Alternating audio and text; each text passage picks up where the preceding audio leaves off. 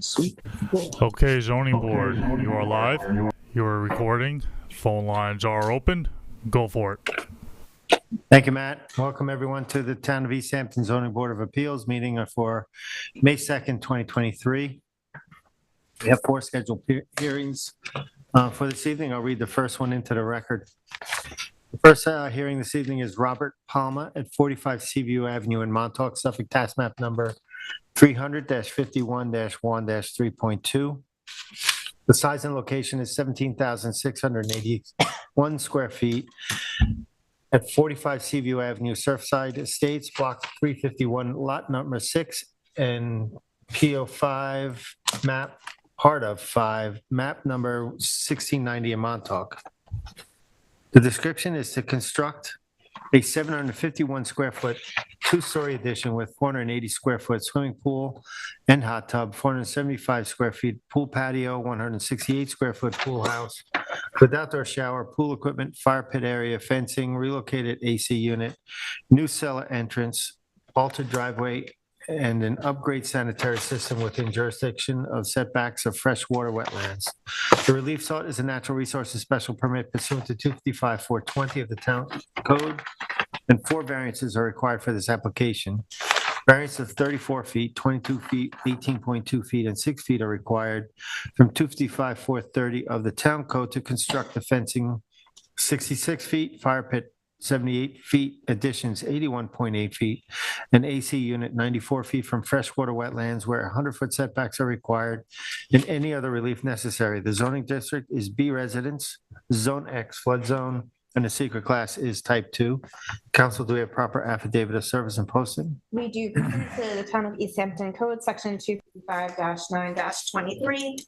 On April 19, 2023, we both have certified mailings and postings, which are 10 days prior to today's public hearing. Thank you. Okay, Vice Chair. Thank you, Mr. Chairman. Here's the first photo. It's the sign posted at the roadside.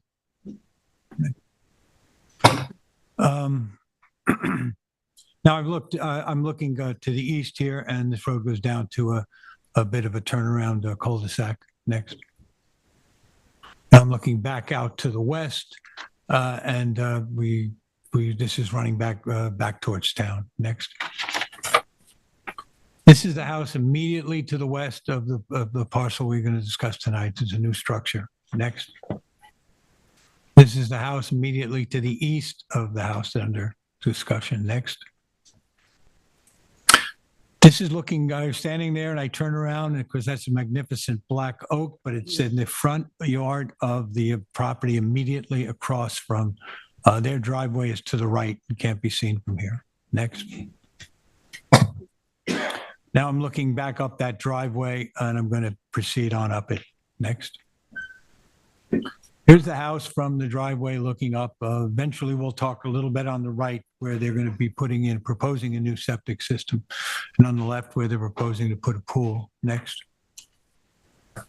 I've walked up to the head of the driveway closest to the house, and this is the area that the pool house, and other improvements are going to go on. Beyond it slightly, we'll have other photos. There's an area where the fire pit's going to go. Next.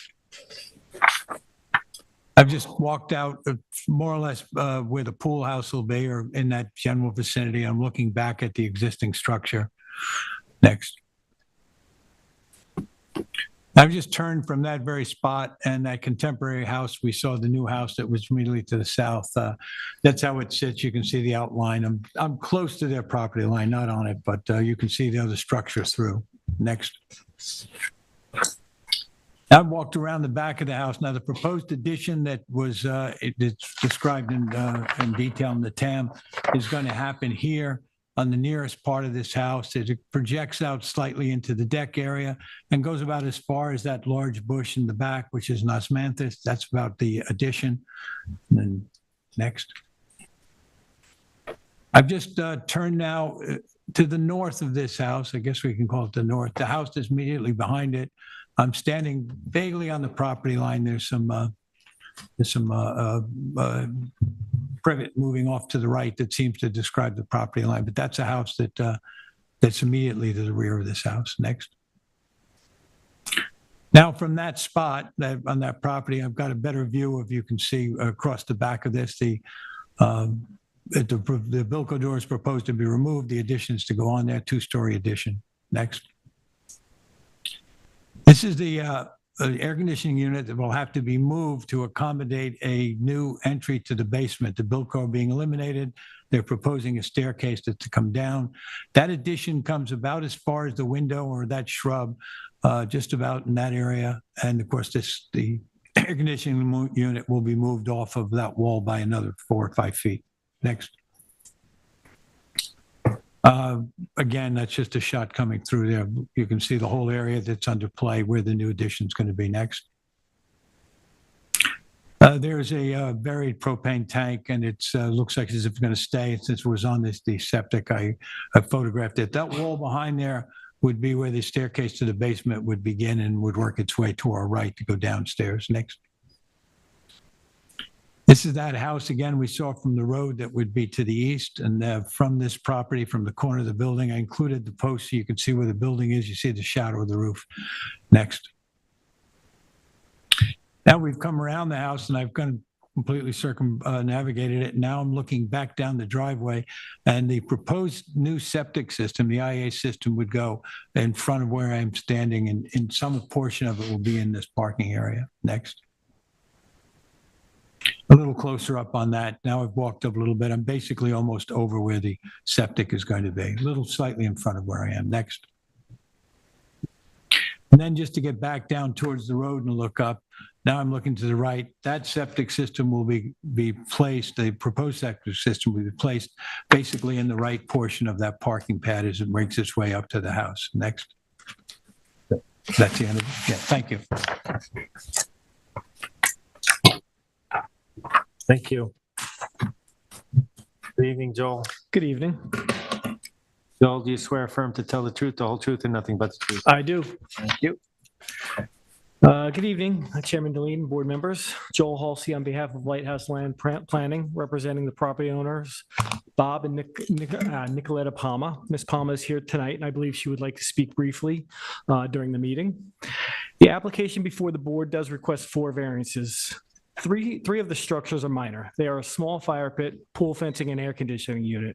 All of these structures are proposed within cleared areas on the property, and none of these structures have a quantifiable detriment to the wetland within jurisdiction. Being that all of these structures meet the proper residential setbacks as required, there should be no negative effect to any neighboring properties or the town in general. These are all minor structures that do not require substantial variances and should meet all of the variance and natural resource special permit standards enumerated within the town code. The 4th variance is for a modest 751 square foot 2-story addition to the house. The footprint of this addition is only 375 square feet. The addition was designed and previously approved to be built in 2009. The permit issued was for an administrative natural resource special permit. So in 2009, this addition was proposed 100 feet from the wetlands and was specifically designed that way by the original architect who designed the original house, Peter Price. The addition was never built, and the permit has since expired, and the verification of the wetlands determined that the wetland had increased in size. I have submitted aerials to the record that depict the area in 2010 and 2020. The area does look pretty much the same. It's really tough to tell how the wetland expanded. It's just tough to tell from aerials without actually going into the wetland and looking. As the board knows, the house next door was recently constructed and was proposed 80 feet from the wetlands. As this pertains to possible detriment of the subject wetland, it is hard to differentiate between the neighboring property and the 2-story addition the same distance from the subject of wetland. They are both structures considered coverage that create just about the same amount of runoff. The runoff for this project will be mitigated with proper drainage for the entire house. We are proposing an additional bedroom, but this would easily be mitigated by the sanitary upgrade, which is 170 feet from the wetlands. Furthermore, the proposed addition will be located within an area that is currently cleared and downhill of an uphill that leads downhill to the wetland. So you essentially have to go uphill to a peak on this property just to get down to the wetland. The topography creates a great natural buffer between the wetland and the modest addition. When one looks at the project, it's hard to discern any possible detriment this project will have on this wetland, neighborhood, or the town in general. In fact, the project as proposed could enhance the environment of this area with the inclusion of the sanitary upgrade, vegetation within the slopes, and the dry wells to contain roof runoff. The area for the entire project does not require to be cleared except for a very small area of 274 square feet, which is 110 feet from the wetlands. As stated in my memo submitted last week, we would be amenable to adding this amount of vegetation and possibly more southwest of the addition as an increased wetland buffer. In addition, there is a cleared area in the northeast side of the residence. This clearing is within an area of semi-steep slopes on the property that lead away from the wetlands but towards the street. As the board can see by the topography on the site, all this runoff from the property runs away from the wetland and towards the street. I did prepare some surveys so you can see these areas I'm referencing. For the highlighted areas in yellow, I've actually added an additional area that would be one area on both sides of the driveway.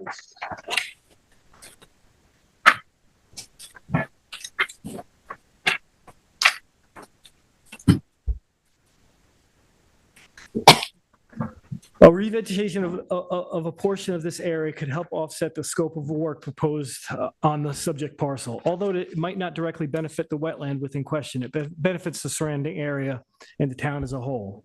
The characteristics of the proposed site, the characteristics of the site are such that the proposal can be introduced without undue disturbance or disruption to the important natural features. In fact, as proposed, revegetation with the southwest and within the southwest and northwest corners will allow the site to be less disturbed upon completion of the project. There is minimal new clearing, and all the structures proposed will have no identifiable impact on the wetlands within jurisdiction. In itself, that is a unique circumstance. The setbacks from the wetlands are important in order to protect the wetlands. If no detrimental impact can be determined to exist, then a unique circumstance should exist in which a variance can be granted. Also unique to this application, this was recently approved to be built with an administrative natural resource special permit, recent being 2009. As stated, the proposed addition was previously designed and approved within this location. It is discussed within the TAM, technical analysis memo prepared by the town, that alternative locations for this addition could be considered. These alternative locations would require the interior portion of the residence to be redesigned and renovated, and the entire project to be essentially redesigned. There has been a great expense incurred for the current design, which was previously permitted. It does not appear that there is any detriment for this project as designed, so the benefit to the applicant far outweighs any detriment to the wetland. The pool was designed to avoid slopes on the property. The layout as designed was done to work with the existing conditions of the house and the property as designed. There is minimal to no grading required for the introduction of this pool. The property owner does not wish to redesign the interior of the house. The project as proposed is a modest addition to a relatively small house. The addition will create a house that is only 2,566 square feet in total. The remaining 3 variances are for modest structures, the pool fence, the fire pit, and the air conditioning unit. All the proposals will be located within cleared areas of the property. And furthermore, as stated, the topography is such that the grade rises 6 to 7 feet on the wetland side of the residence.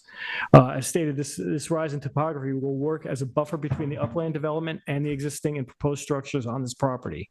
I did submit photos of these areas for the record. Hopefully those photos and member Johan's photos will demonstrate this topography.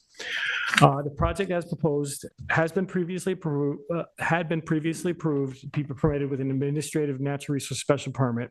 Since that time, the wetland has expanded, necessitating the need for these variances.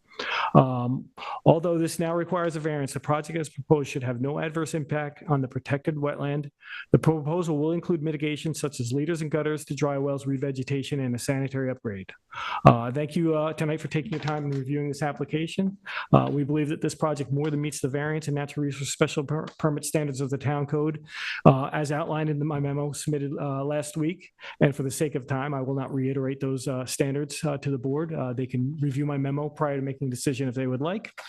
Beyond that, if the board has any questions, I'd be happy to answer them. Thank you, Joel. Anybody have any questions? No, I don't think I do. I was interested to see this document you just given us about the revegetation, so thank you for that. Good. You mentioned that there are pools in the area? There Where's the are. nearest pool? There are 16 properties on the street. 7 of the 16 properties have pools. If you look at the aerials, one of the properties you will not see with a pool, but that pool is under construction now. These are all south of, No, actually, there's one, or there might be 2 north. There's definitely one north at the end of this street, at the top of the hill. But yeah, they'd all be, if I see if Tyler's pulling that up now.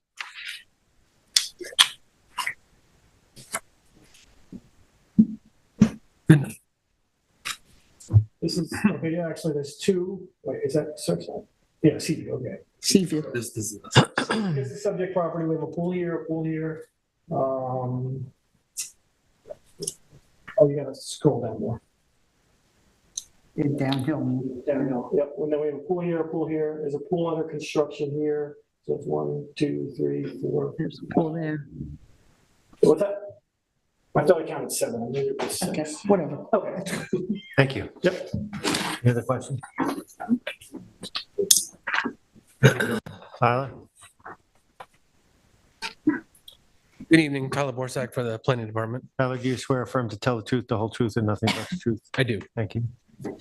So the subject property is located on the northwest side of Seaview Avenue in an area of Montauk with extensive freshwater wetland system. The Surfside Estate wetland system provides all the same benefits as other high-quality wetlands. They constitute an integral part of the natural environment and more specifically the hydraulic system. In addition to diversifying the landscape, they play a significant and vital role in the storage of water, flood control, and the maintenance of water quality prior to recharge into the surrounding watersheds and groundwater.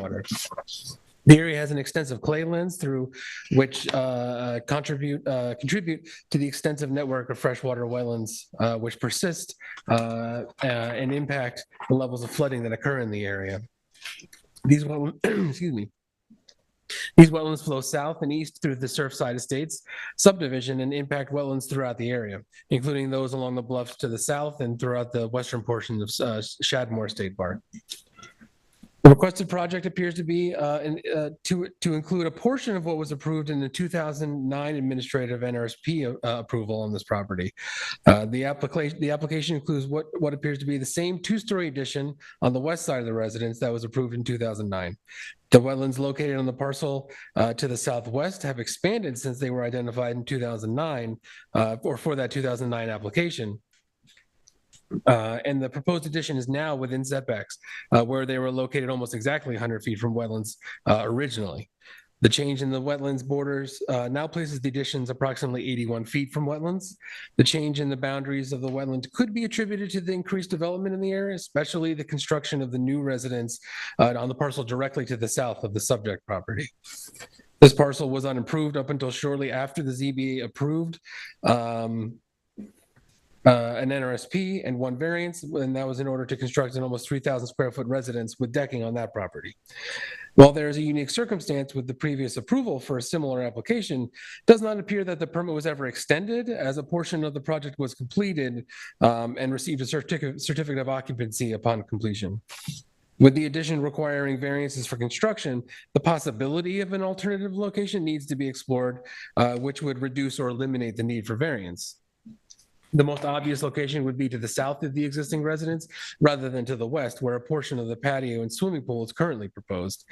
Relocating that addition to the south would obviously require some significant changes in the layout of the interior of the residence, but the idea should at least be explored and determined if it has merit or not. In addition to the construction of the residential improvements is a new cellar entrance on the west side of the residence and a relocation of an AC unit where the cellar is currently proposed. This slight relocation places the AC unit within setbacks of wetlands.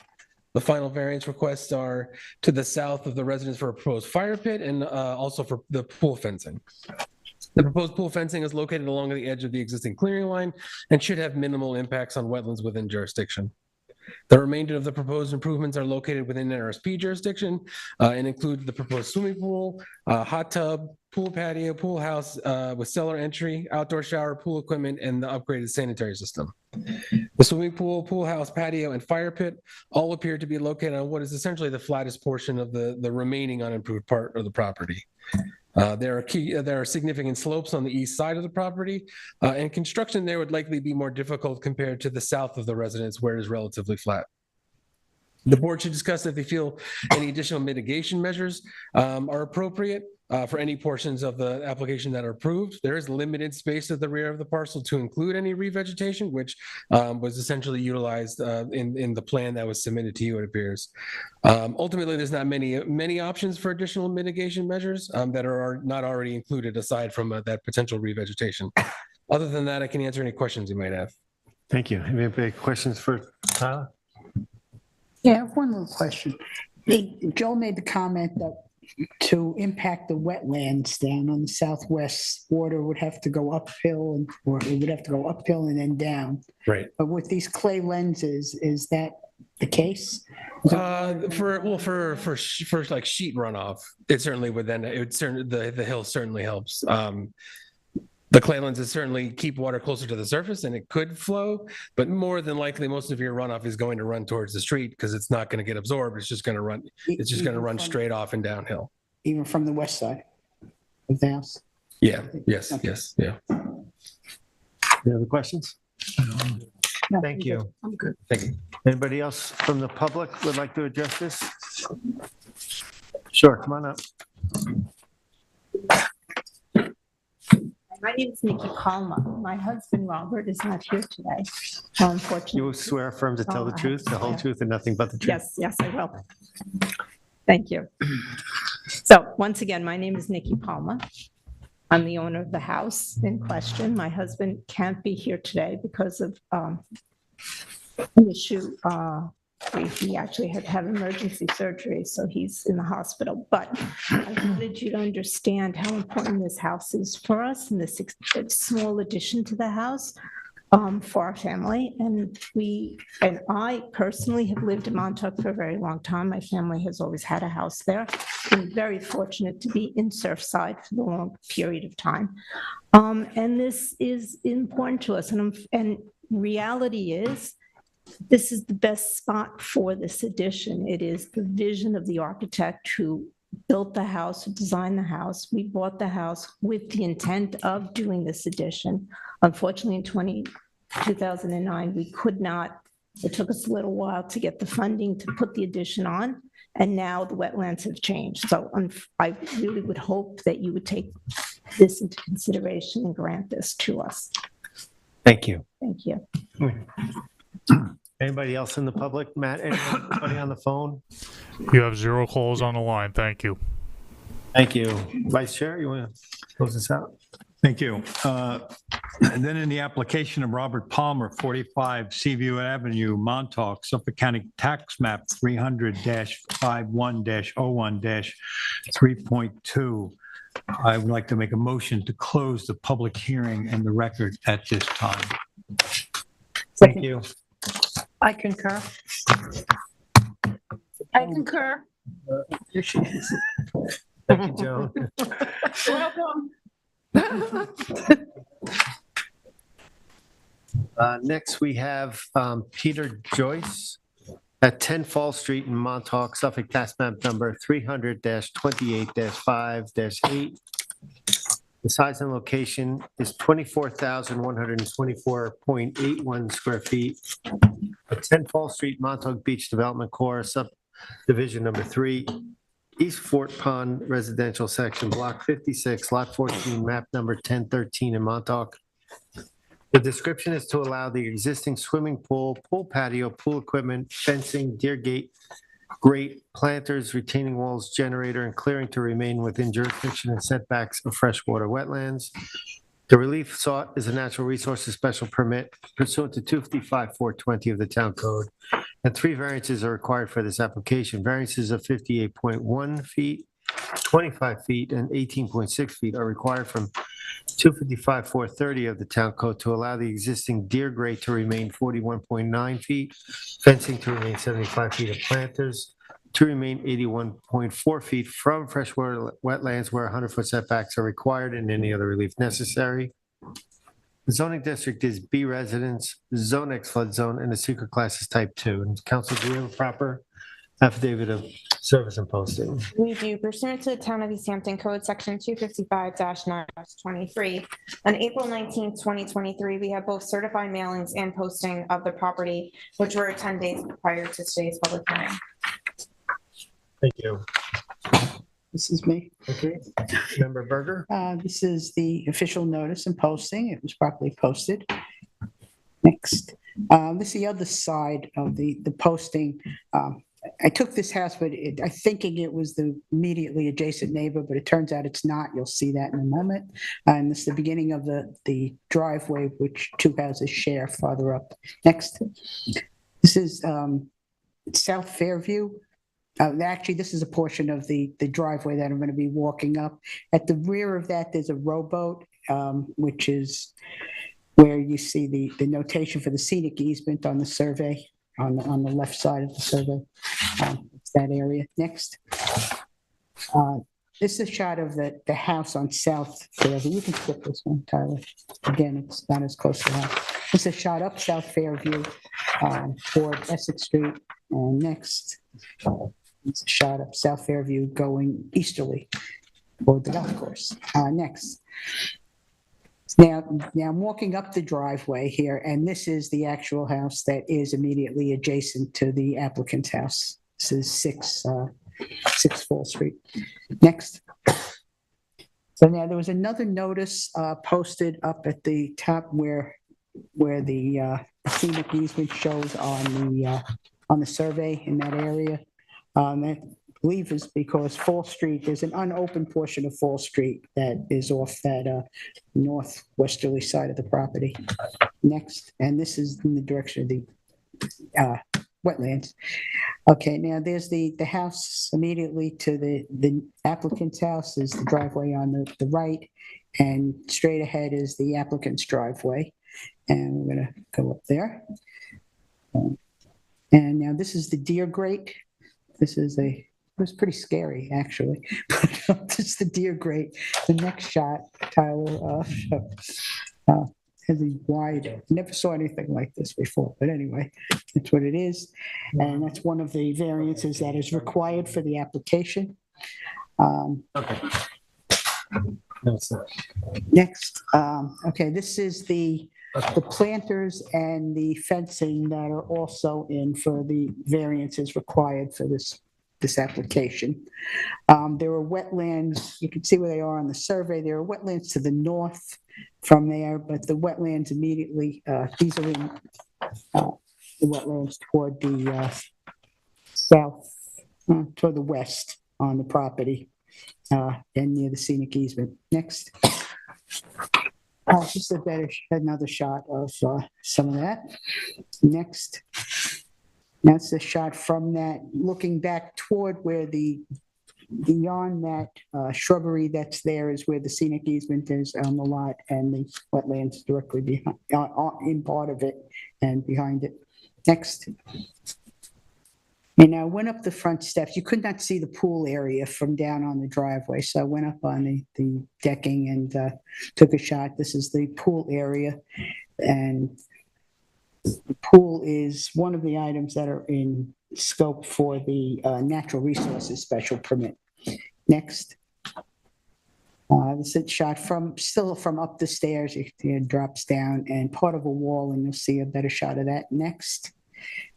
There's a retaining wall that's up around the pool. It's on the west side, and then on the driveway side, which would be the south side. Next is that shot.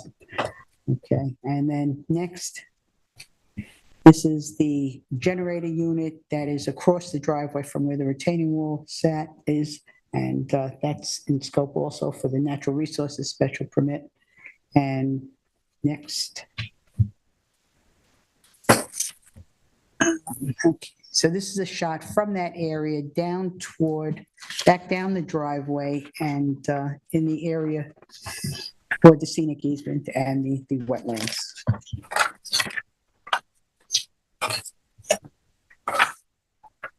That's it. Thank you.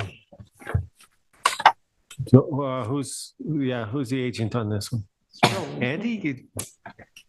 I thought it was Joel's evening. No, unfortunately, I think it's going to be the Andy Hammer show. Good evening, Mr. Chairman, members of the board.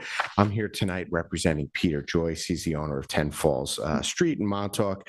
We're seeking retroactive approval for a number of structures that include a swimming pool, pool patio, retaining walls, as noted on the TAM. First, I would apologize to the board. It's an unusual for an applicant to have so many unpermitted structures on their property, as I'm sure you are aware, particularly ones that are within NRSP jurisdiction.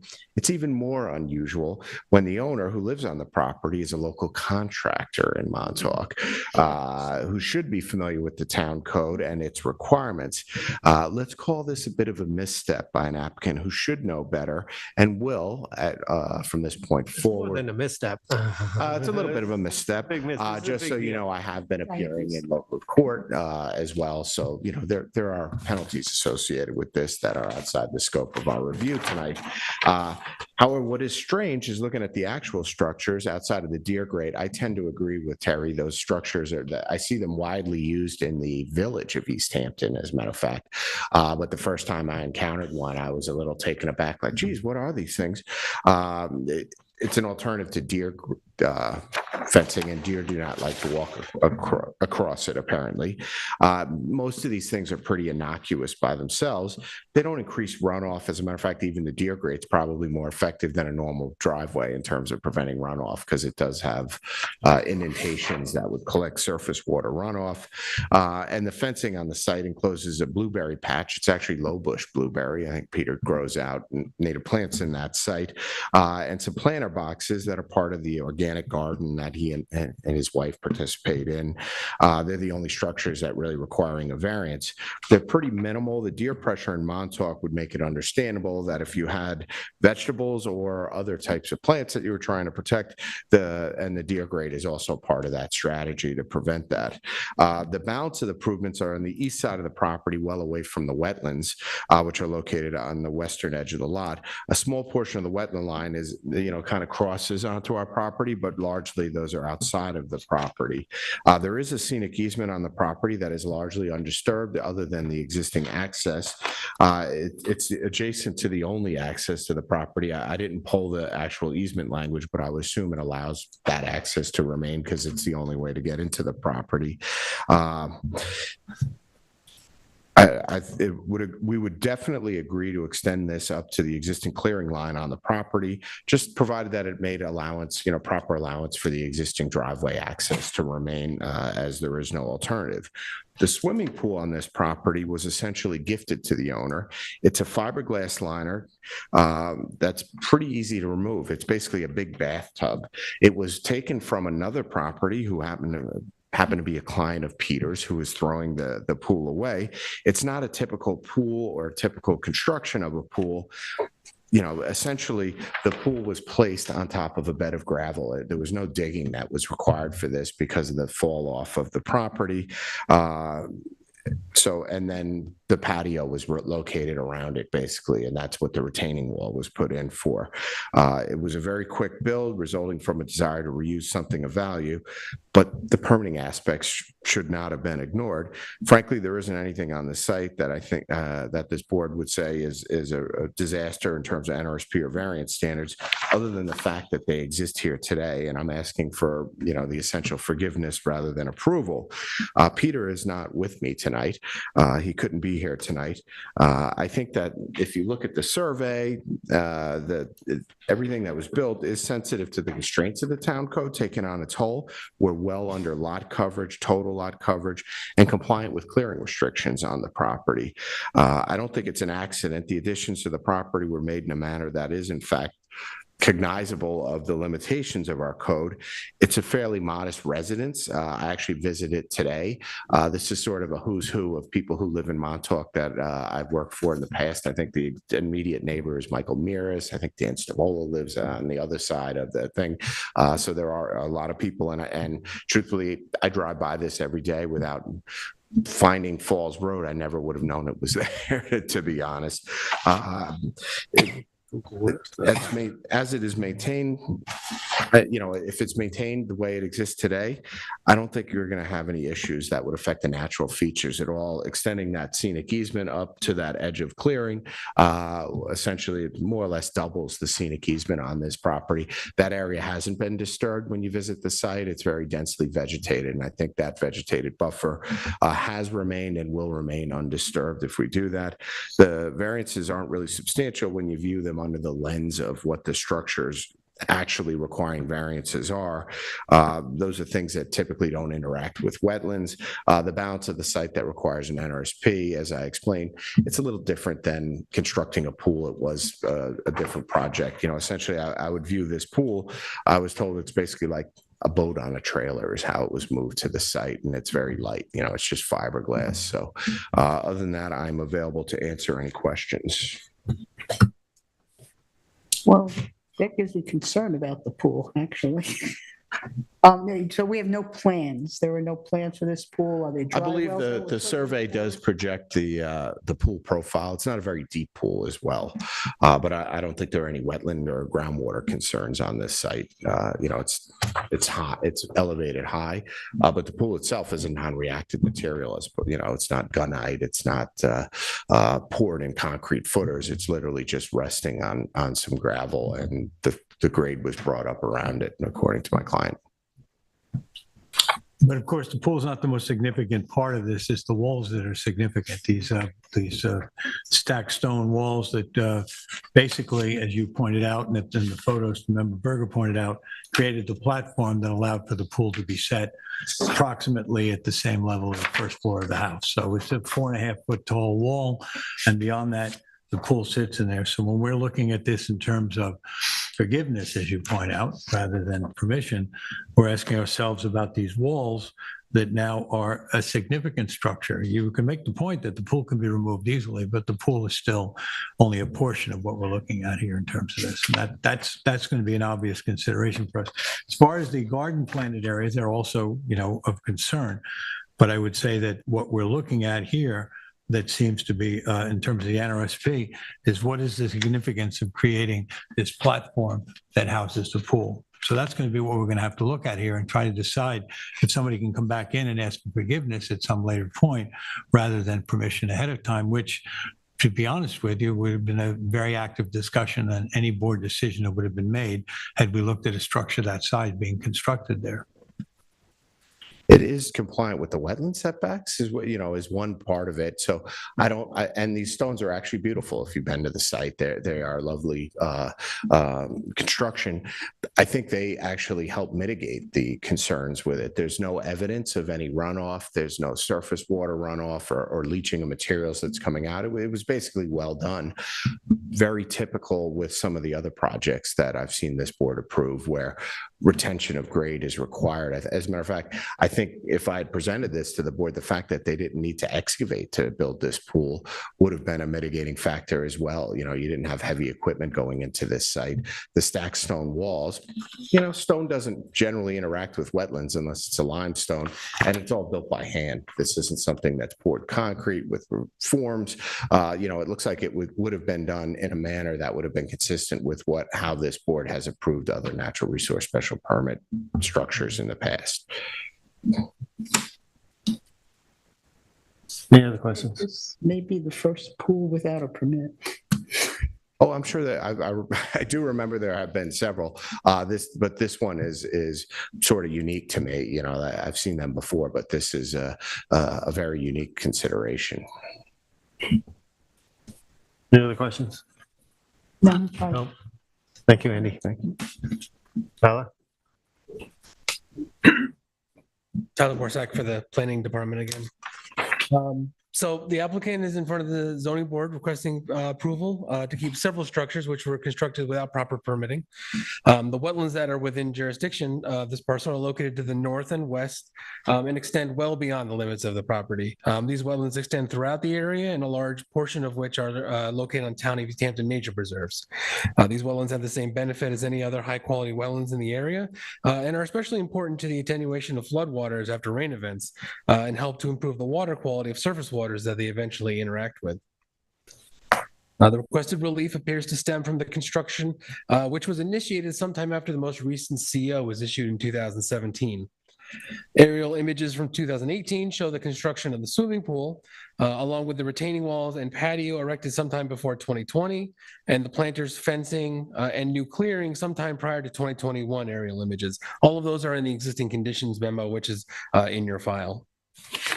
Clearing on the property was extended to the northern property line and is fenced along this new cleared area.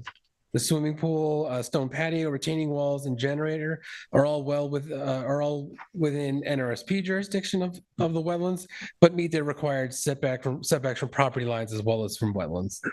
The fencing, planter boxes, and deer grate all require setback variances from wetlands. The swimming pool was constructed sometime prior to 2018 without proper permits in place and is located adjacent to the existing residence and decking. The pool is constructed utilizing retaining walls to keep the grade level around the pool and patio. In addition to the swimming pool and associated structures, a generator was installed near the southern lot line, which is also within NRSP jurisdiction. The generator is located within the existing driveway and should have minimal impacts on the surrounding wetlands.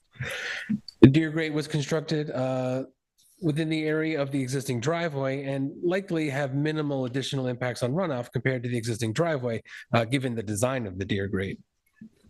Similarly, the planters were constructed in an existing cleared area and are raised garden beds, which should have minimal impacts. However, there are more conforming locations available on the property for such structures to be located.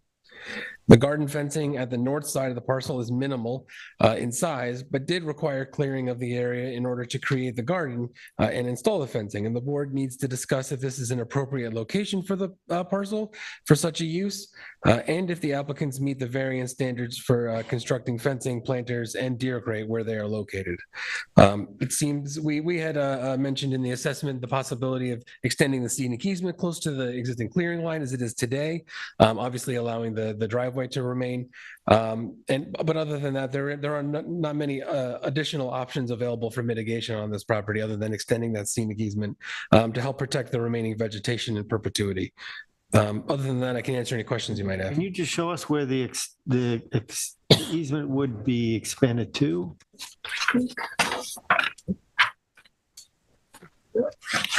Is it to the edge of clearing? I thought they said, roughly the edge of clearing. Okay. Yeah, we'll show it to.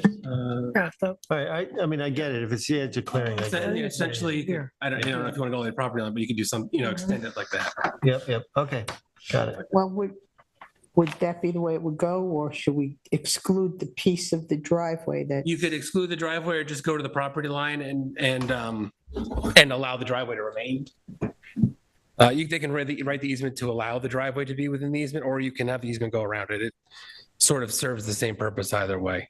Obviously, they need access in and out of the property, so you'd have to allow driveway. Okay. Thank you. Sure. Any questions for Tyler? Thank you. Thank you, Tyler. Anybody in the public would like to address this application? Matt, anybody on the phone? You have 0 callers. Thank you. Okay, Andy, you good? Yeah, I just want to point out that mitigation we're offering here is not illusory. It actually is a good mitigation measure. I think if I had asked for permission rather than forgiveness, I think that would have been a countervailing concern by the board. Truthfully, a deer grate, I don't know that I would have thought it needed a natural resource special permit or a variance. It's an unusual structure, and truthfully, I haven't seen too many of them. So Almost acts like a catch basin anyway. What's that? It almost acts like. Yeah, it's basically like a mini catch basin. I just don't know. I imagine they're delivered in one piece and dropped in place, but they have to be heavy structures. So thank you very much. They do. Okay, Terry? Oh, okay. The application. No, we already asked that. We did the public, right? Yeah, we did Yes. the public. Okay. For the application of Peter Joyce at 10 Fall Street in Montauk, Suffolk County Tax Map 300-028-05-8. I make a motion to close the public hearing and the public record. I'll second it. I concur. I concur. Thank you. Nice to have you back, Joan. Sorry about that. You lost internet for a little bit there. Oh, boy. Oh, she did? Yeah, that's why she called me. Okay, next we have David Sullivan at 8 Bendigo Road, Amagansett, Suffolk Tax Map number 300-152-1-11.2. Size and location is 139,720 square feet at 8 Bendigo Road, Amagansett. The description is to allow an existing 36 square foot shed and 220 square foot linear walkway to remain and to relocate a 32 square foot generator on a parcel of land containing dunes, beach vegetation, and wetlands. The relief sought is a natural resources special permit pursuant to 255-420, and two variances are from 255-430. Minimum wetland setbacks are required. Variances of 15 feet and 56.8 feet are required to relocate the generator 85 feet and allow the existing shed to remain 43.2 feet from wetlands where 100 foot is required, and any other relief necessary from the East Hampton Town Code. The zoning is A5 residence, AE flood zone, elevation 10, and the secret class is type 2. And council, do we have proper affidavit of service and posting? We do pursuant to section 255-9-23 of the Town of East Hampton Code. We have both a certified mailing and a posting on the site performed on April 20th, 2023, at least 10 days before today's public hearing. Thank you.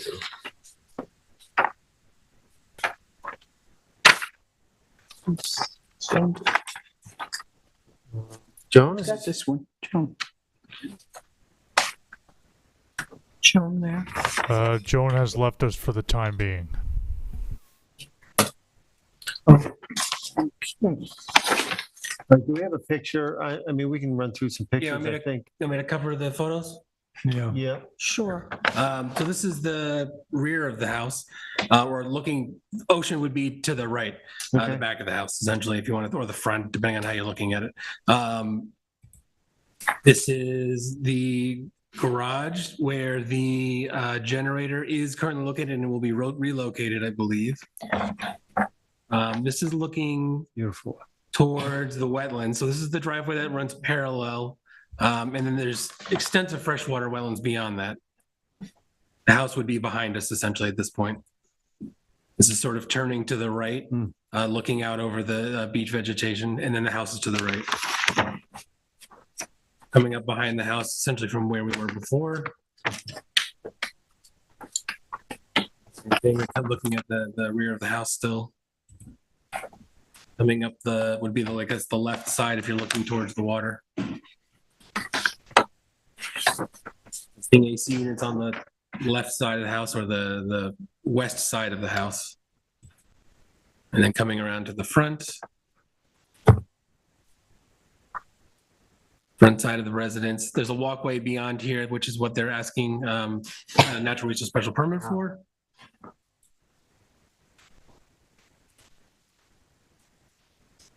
This is Hi the walkway. again. Where we got. Sorry about that. Well, This that's is- right. We're going through the photos, Joan. It's okay. Okay, well, it's a lovely piece of property, and this is the walkway they're looking for permission for. That's looking back at the house. And that's looking, it's on the bridge looking out towards, oh,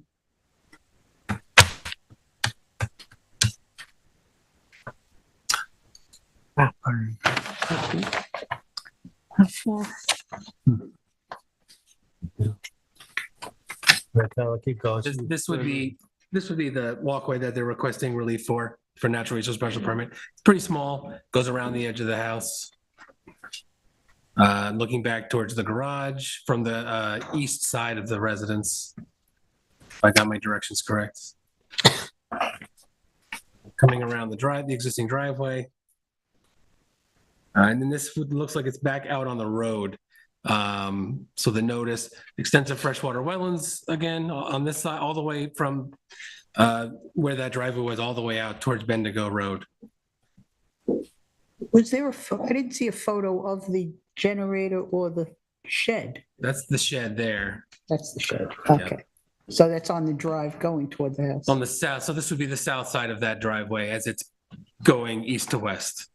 I can point it on the survey if it's a little, or here, and there's that driveway again, but, so extensive freshwater wetlands to the south. That shed is over here somewhere, just south of that driveway that runs east to west. The garage is over here, and the generator is currently on the east side of it. They're proposing it on the south side. And then that little walkway is up here. Thank you. Thank you. Spectacular piece of property. Yeah. All right, we have, Joel, is this you? Andy again, okay. Good evening, Chairman Deline, members of the board. I am here tonight. I'm also Joel with me. The owner of the property is David Sullivan, located at 8 Bendigo Road, Narragansett. These properties are really quite unique, as Tam points out. These were created by a 1975 sub-waiver that created 4 lots that share a common driveway. This is a very large lot of nearly 11 and a half acres of deed area. All the lots have in common the wetland areas to the south that consist of standing water and culverted much closer to the Bendigo roadside. It's really a spectacularly diverse property to visit. Just the drive up is worth the price of admission if you've never been up there. It's really, you feel like you're in the Amazon, and then boom, you're on. I did notice that Tyler upgraded Gardner's Bay to oceanfront. So, you know, I'm sure my client will be very happy to hear that this is, we're now on oceanfront. One thing that is unique here is this is the same guy who bought the property. These are kind of generational properties. They don't come up all that often. They're still owned by, to my knowledge, 2 of the 4 were still owned, maybe even 3 of the 4 are still owned by the original family that created these things. Basically, there were new wetlands located on these properties fairly recently. This thing was constructed to a fairly recent zoning board of approvals decision that dates to 2000. It basically required an NRSP, I think was the only relief that was required. And the same owners have owned and built this property dating back to when they built this house and resided there. There's no evidence that you can see photographically or visiting the site that this person hasn't been anything but an exceptional steward of the property. There's no clearing outside of the building envelope. And with the exception of the generator, which was added during a long period of power outage, has remained there since.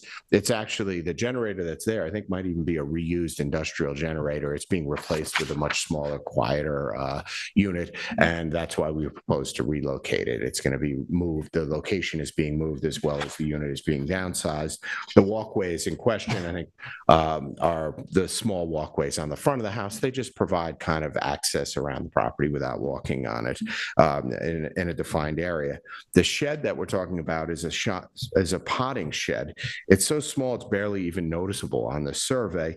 It contains pots and materials for maintaining them, as well as firewood. It's built on 4x4 posts, as it doesn't have a foundation.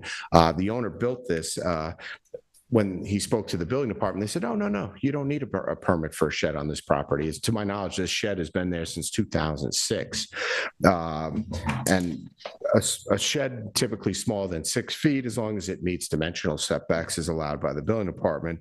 As originally placed in that location, it would have been well outside of the wetland setback that was applicable to the 2000 wetland line that he built his house on, probably in that same period.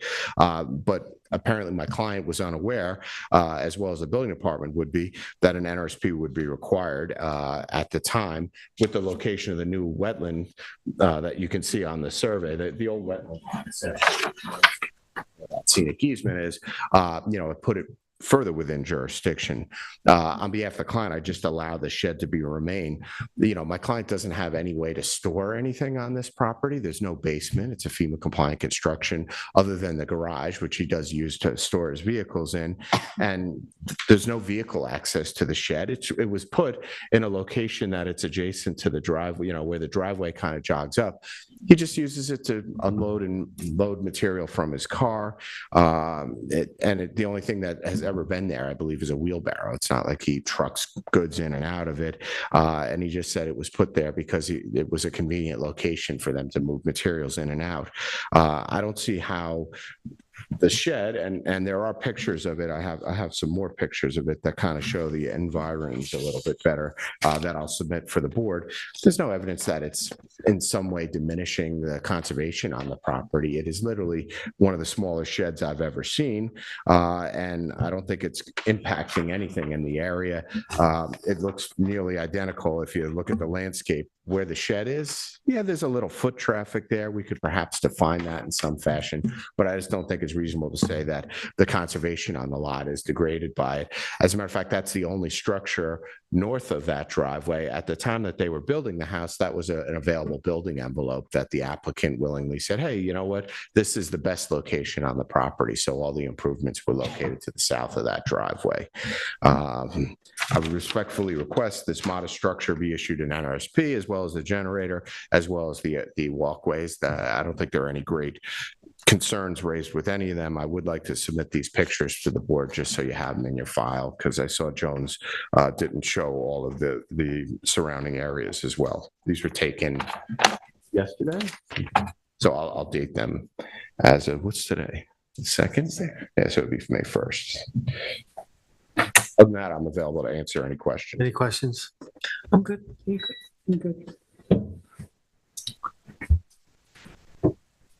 Okay. Tyler?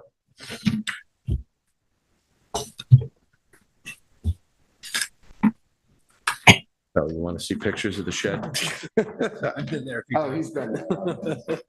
Tyler Borsek for the planning department again. I'm covering this application for Lenny, who wrote the assessment for you. So I went over the application pretty well, and as did Mr. Hammer. There are significant freshwater wetlands on the southern portion of this property. Approximately 7.4 acres of wetlands. Most of them are located within scenic easements. Includes high quality wetlands, including forested swamps, marshes, deep surface waters. There's a man-made or man-enlarged creek that runs through the middle of the wetlands. You can see it from Bendigo Road as you drive by. It's a stunning property with significant wetlands on them. The northern portion of the property is characterized by pristine secondary dune land and beach vegetation, which extends to the primary dune crest itself. For the most part, the planning department didn't have any concerns with the application. The wood walkway on the north side of the house is very small. It was in a disturbed area during construction originally. And the generator, while it requires a variance from wetlands, is located up against or nearly up against the existing garage in an area that, again, was disturbed during the original construction of the residence. The proposed shed is the one structure that we suggested it could be better alternative locations for. We suggest moving it north of that existing driveway to try and keep all improvements on the lot north of that driveway, and maintain that buffer between the construction area and or the improved area and the wetlands themselves. Even if it required a variance, I don't think we would have any objections to that. A lesser variance is essentially what we would suggest. Right now, I think it's located 43.2 feet. They show the 100-foot setback line on there. There are some areas that are obviously within 100 feet. I don't think we would have any objections to that. But at this point, we would suggest moving it north of that driveway in order to try and maintain the integrity of the wetlands as best we can on the property by keeping all construction north of that driveway. Other than that, I can answer any questions you might have. Can you say north of the driveway is also within the principal building envelope? The recommendation, north of the driveway? Right, yes, exactly, yes. Yeah. Within the envelope. It doesn't necessarily have to be within that envelope, just north of the driveway, really. It could be. It would be in close a proximity to the conforming driveway. I don't location, think we maybe. would be too concerned about it. Mostly just trying to maintain some level of distance between wetlands and structures. You said it would still require a variance, but it would be a lesser variance. so Correct. Preferred. Certainly, they could be located in a location that doesn't need a variance, but we didn't feel that it was a significant enough structure to nitpick over the exact location of it to that degree. I think a lesser variance could be reasonable, but it's a pretty significant variance as requested now. Mhm. Any other questions? No. Thank you, Tyler. Thank you.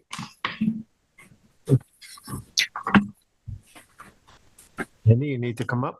Very good. can't imagine it would be. I just want to point out that the wetlands setback variance is needed from new wetlands that weren't there in 2000. My client was aware of the wetland line. You can see it shown on that. This thing would have been 200 feet plus from the original wetlands, and this was built fairly close, in time when the house was constructed. So there wasn't an intention to violate and require a new wetland. It was just these wetlands were located, I think, in January, if I remember correctly, and that's when it became a different thing. The other thing is, if it were as easy as putting this thing on a hand truck and moving it, we would. It's constructed on posts that are anchored into the ground, so it's not that easy to move.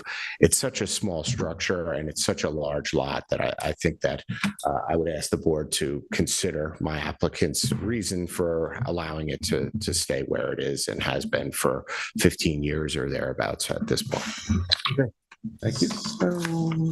Thank you. Anybody in the public like to address this application? Not anybody on the phone? You have 0 callers. Thank you.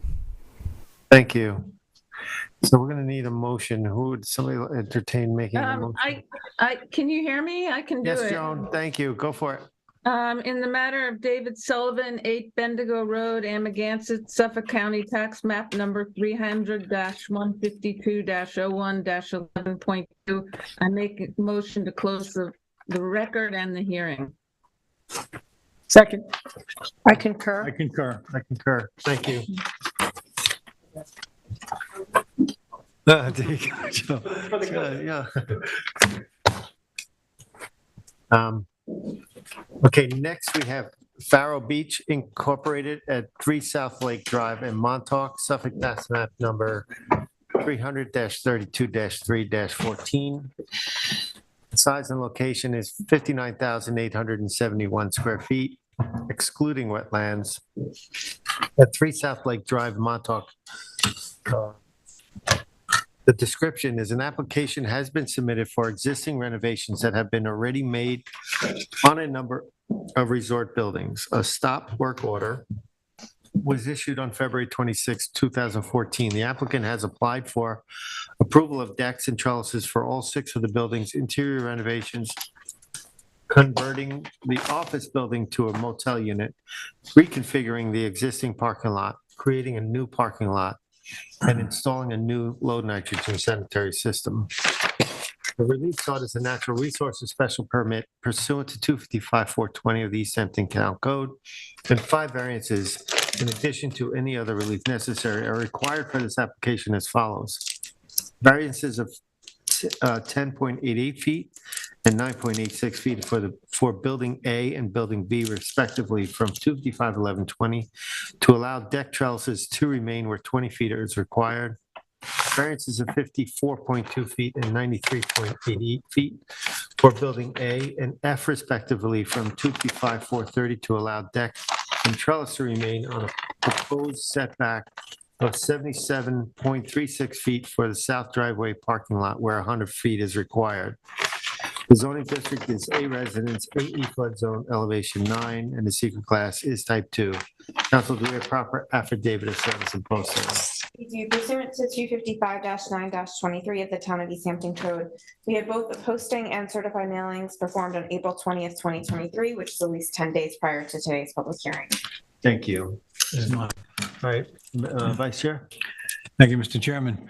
There's the posting on South Lake next. Now I've taken a look, I'm looking to the north and you can see basically the lake is out there. We'll see some photos of it later. That's a parking lot down there, a public parking lot with restrooms, and the public uses it extensively for bathing and small boats, boat and ship, things like that. Turn the other way and I'm looking up, that's Montauk Highway. The road terminates there. It's a short run, obviously, from the highway to the lake. On the south side of the lake, the applicant's driveway is to our right here. Next. Now I'm looking up, am I looking up the driveway? I'm looking across the way at the driveway that goes into the 2 parcels that are on the east side of the road, directly opposite of the applicant's property. Next.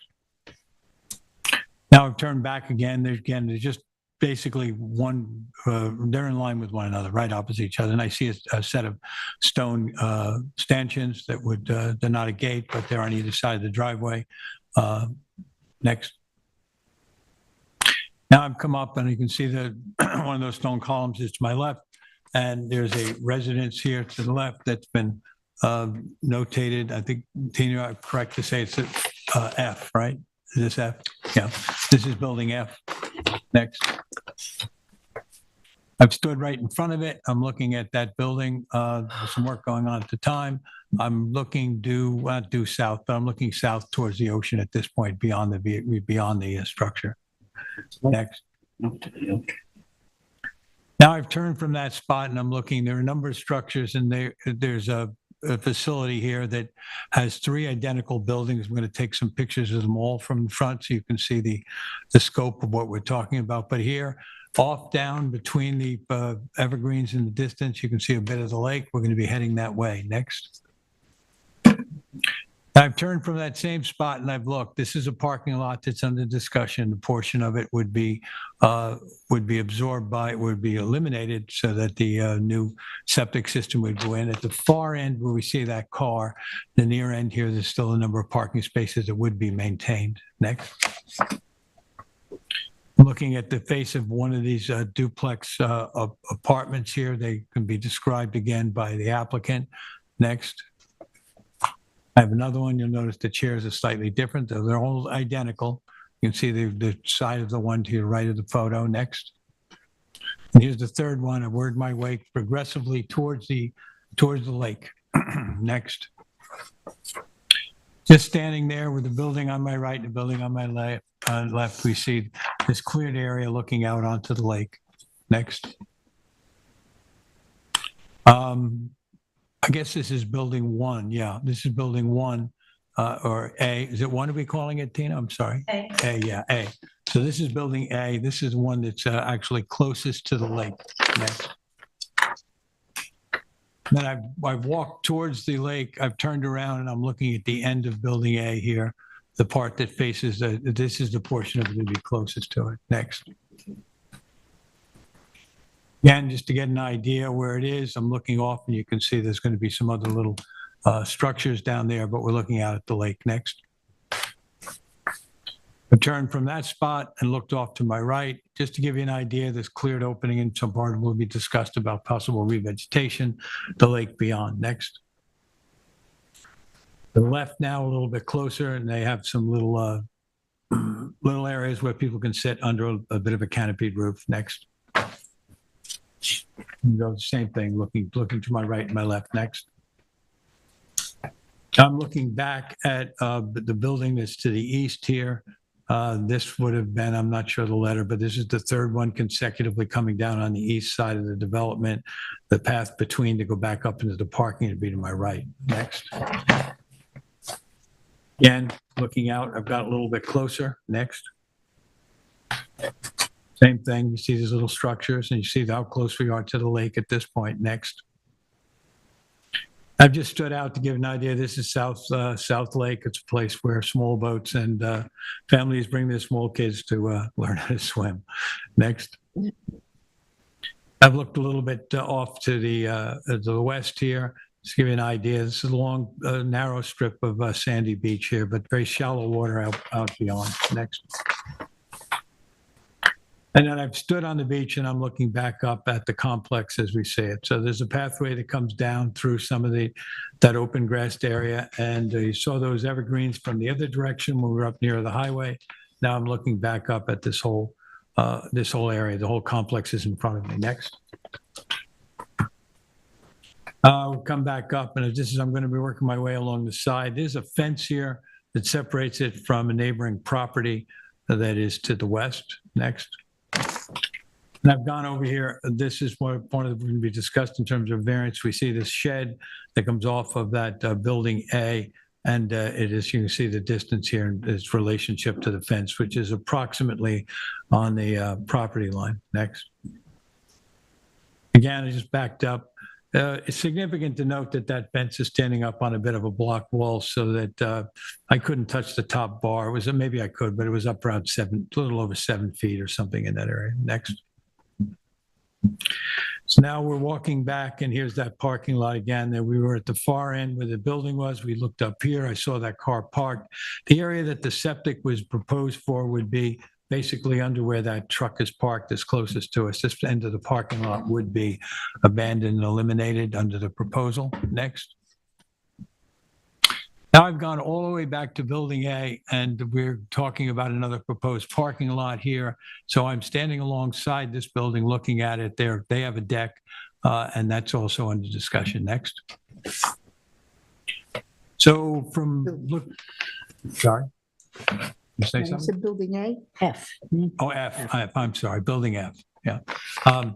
So here we are looking at what is the area that's proposed for the new parking area. See that it's been open. There's some discussion about how it's been used in the past, but our wetlands here on the south side of the property are going to be at the far end of this. We'll have some photos of them. Do you see the little path that leads up to that house? But this area here, you can see that it's flattened and slightly raised up from the area I'm standing next. Now I've walked my way over to the south end of it, and I've looked. This is a previous driveway that we used at one point. Right now, you see 3 large boulders that are set there along South Lake to keep people from driving into this access. Next. Now I've taken a look here. I'm at the far end. I'm at the south end of the opening that's proposed to be the parking lot, and you can see standing water in some areas here. This is all very wet back in here. And next, I think there's a couple of others like this. The shrubbery on my left borders Montauk Highway, and the grass on your right with the gravel and it was once a semi-improved parking area. Next. Again, looking out into what is basically various pieces of wetland here. There is some Phragmites growing in the distance in front of the barberry. Next.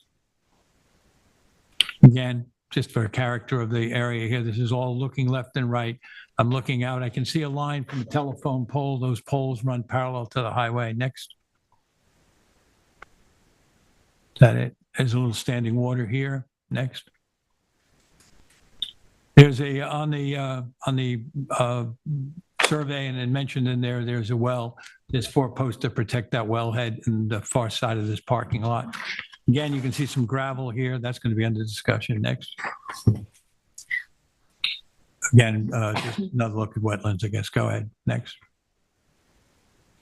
Now I'm looking back from that area. I'm all the way down. There's the driveway that comes in. You can just see it in the corner on my right, the driveway that was once used to come into this area. You can see the gravel that's grass is growing up from between it. And that house, that F, is in the left side corner looking up.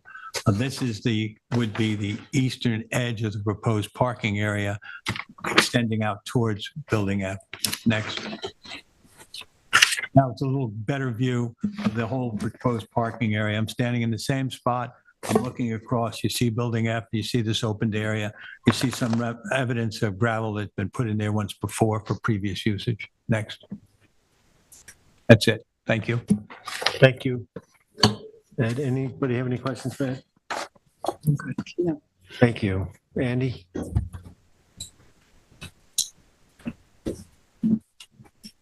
Good evening, Chairman Deline, members of the board. Richard Hammer. I am here representing the owner of the property located at 3 South Lake Drive.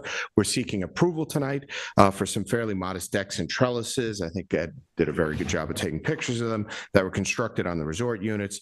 2 decks on the residential house, which is Building F at the very end, and a reconfiguration of the parking lot and creation of a new parking area. There's also a request to modify a prior zoning board decision that I'll discuss with you tonight as well.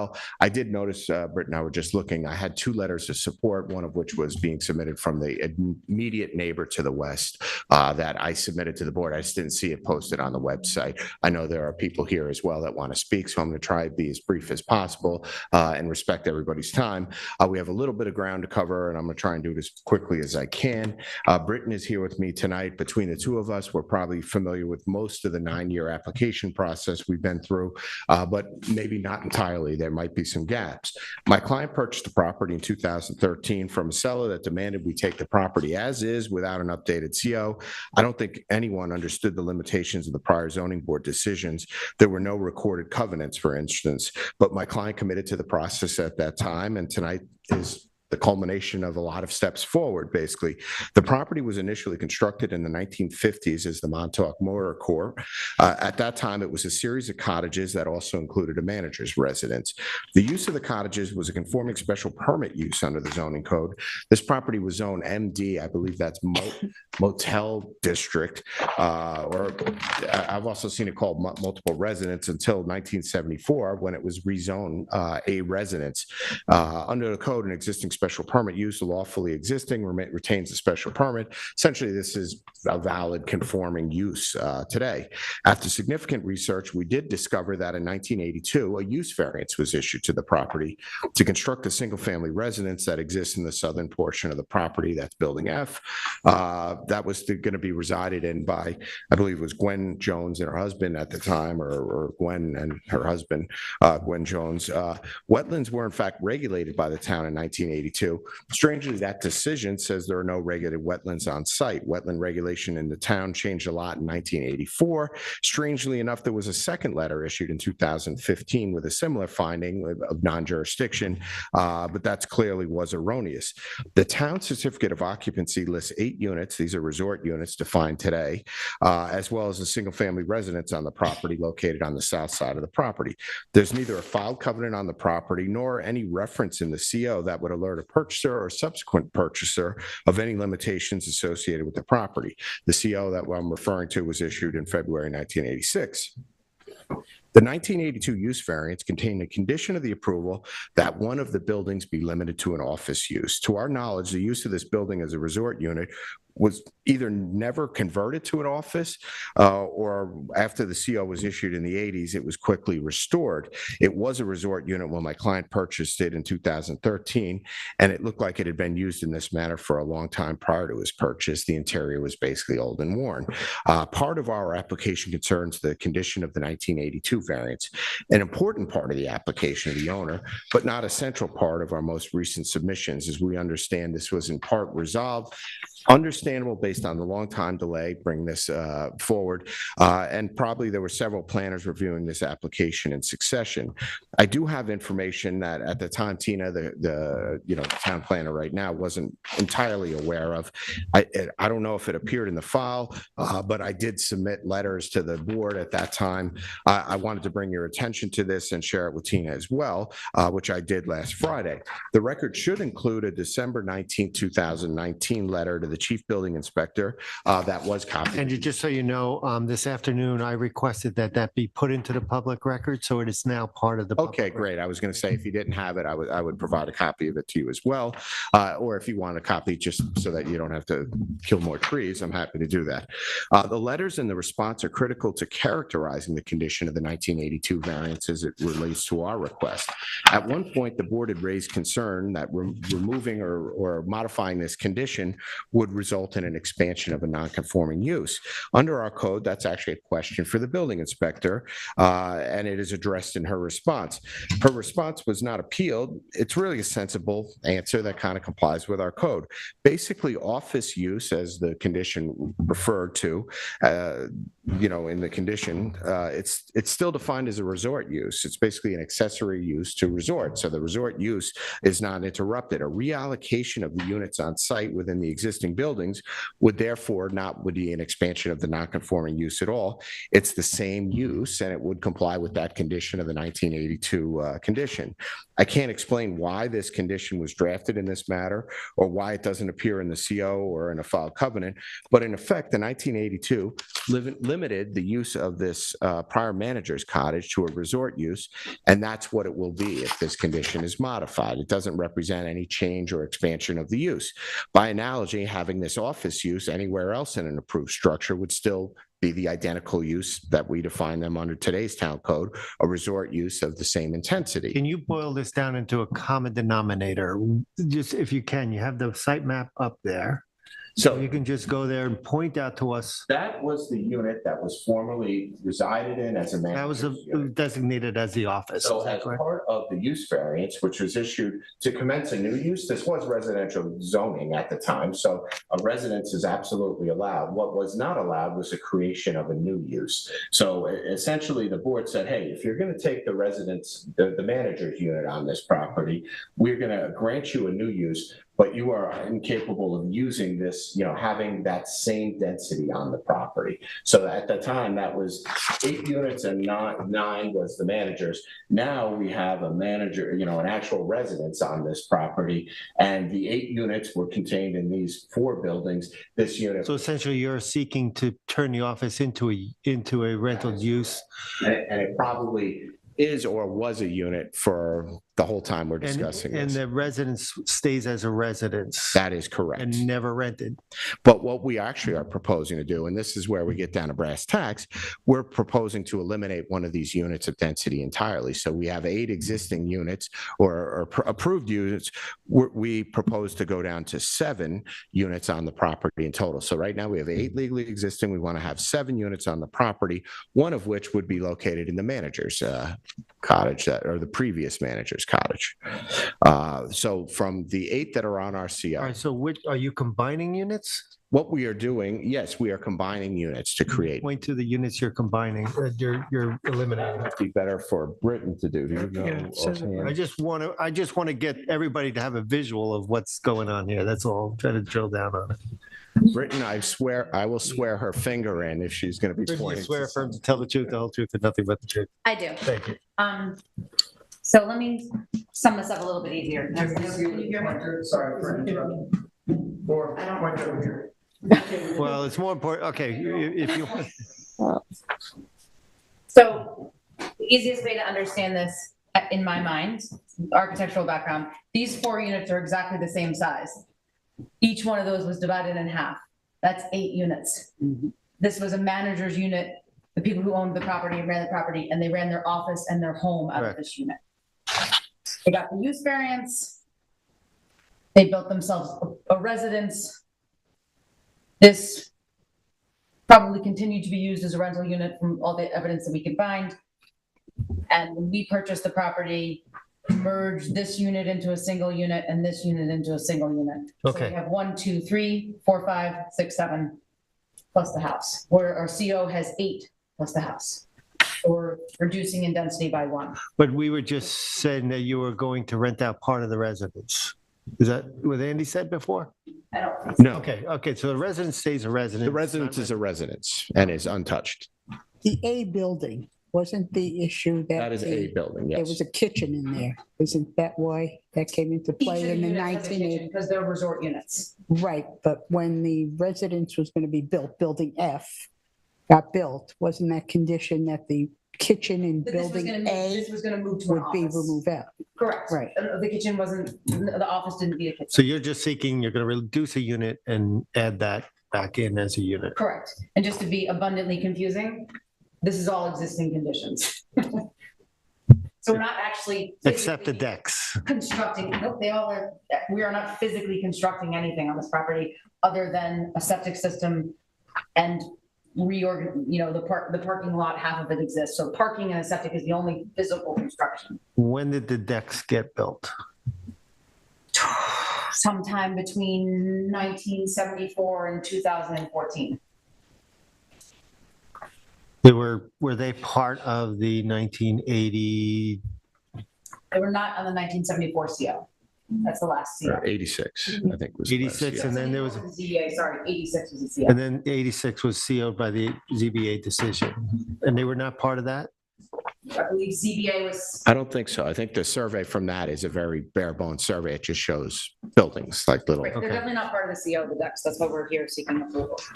But at that time, I'm sorry, Mr. Chairman, at that time, these units all had decks the way we see them today in 86? You don't know that. But you're asking, I think, let's go. You're asking for relief. You're asking for relief on the decks, or you're asking for legalization of the decks? What are you? Yes, we are asking for legalization of the decks. I Okay. truthfully don't know exactly when they were constructed on the property. Okay. But it's hard, when you go to the site, it's hard to imagine not having something in front of them, but I really don't know the answer to that. I think just to clarify, I think Britton did a good job of clarifying it. By reducing to 7 units, a lot of the metrics of the site that you as a board would look at and say, oh, this is a non-conforming use, are being reduced. We reduce our sanitary flow, we reduce our parking requirements. As modified, there's no change in the size or location of any of the existing structures. A net reduction in the intensity of the use sounds very positive, and it was part of my letter to the building inspector that you've added to the record. This condition does not effectively limit the non-conforming use on the property. That's kind of what the Ann Glennon letter and determination was by. Deleting it doesn't represent an expansion of the non-conforming use. It's really kind of a minimal request as we would view it under today's code. I didn't intend this to be a huge component of the hearing. I would request that I can submit some additional documentation. I don't know what you have in your record versus what I submitted to the town, just to support it. As at the time, I wasn't even aware that you had that letter as part of it. So after the record, maybe we could give me a couple of weeks. I don't think it's anything that anyone's going to need to respond to, but if you would like to, I can't object to that at all. The other issue I want to clarify, the TAM represents sort of an unclear building history regarding the residents. I can explain that quickly. The conversion of the garage happened long before we owned it. It could have been 25 years ago. Back in the day, that was allowed as a matter of right in some respects. Upon purchase, our intent was to legalize the entire site. The conversion of the garage was something we could legalize today with a building permit. So we submitted that building permit and got that building permit. It didn't result in any construction work on the site. What it made it extra confusing is we legalized one of the decks in that building permit. A building permit was issued to legalize one of the decks, and we proposed to remove 2 of the decks. Under the code, you have reduced NRSP jurisdiction that's based on a square footage. The one deck we sought to legalize would fall under it. The 2 didn't. So we're not proposing to remove decks. They're already existing. They've been there a very long time. We are applying for permission for those to be added to the NRSP. The one deck is legal as of right under the code. That's why a building permit was issued to it. We are requesting variances from the side yard, building A and B, as well as some wetland setback variance corresponding to the existing and proposed improvements. Property is a very long and narrow property, sits at the terminus of Montauk in a pretty highly impaired area of the lake. To my knowledge, South Lake Beach hasn't been open since 2005, by the town. I don't think they have lifeguards. I don't think the bathroom is open. That's what we found on the town website when I just looked as well. This area is subjected to groundwater flow from, fairly densely developed ditch plains. It's one of the weird places where groundwater flows north, as well as other surface water runoff from Montauk Highway, some culverted exchanges that occur from the south along East Lake and West Lake. There's a lot of things that lead to this, the lack of tidal exchange. The area is very high in nitrogen, impacted by pathogens and other biological components that likely vary seasonally. The property is pre-existing 100% cleared, and it's starkly so. I can submit a copy of this. I just got it off of the GIS, but that is the property, and it shows entirely that this property is cleared. All right, I'll try and keep myself going. These wetlands are adjacent to the We're going to allow a little more time. Okay, anyway, so that thank you. I don't want to take freedom from that, but I will not. The wetlands are adjacent to the trail, like the area that Ed was showing. It has like a trail through the Montauk State Parkway, and probably part of the right of way. It's not really on the property. The south parking has a little bit of history I want to discuss. Procedurally, the town building inspector, as well as the highway superintendent, met with Britton and approved the driveway construction as well as the opening to the south parking lot. This was subsequently revoked, and I now come to understand that was based on complaints that were made for some of the neighbors. Basically, they were, the use of that area was being used by the crow's nest. The owners ceased construction of this rather than contest the reversal. I think those rocks were placed there by the town highway superintendent. We just said, okay, fine, let's try to move forward in good faith. frankly, the owner was most interested in moving it forward and presenting, which I think is overall a very positive project rather than it proceeding in piecemeal fashion. The southern parking lot was an important design feature to our plan. The site is no longer the Montauk Motor Court and its use has evolved. The original motel had no defined parking plan. It was basically a series of driveways with a small parking area that was located, at least in the aerial photo, right, wait, am I backwards? Yep, right here. There was a series of driveways and a small parking area that you can see in the aerial photo right up on the lake. Clearly, it's not an ideal parking lot location or a partial parking lot. Runoff would most likely transition in the lake. Our plan was a modern take of how we would use this going forward.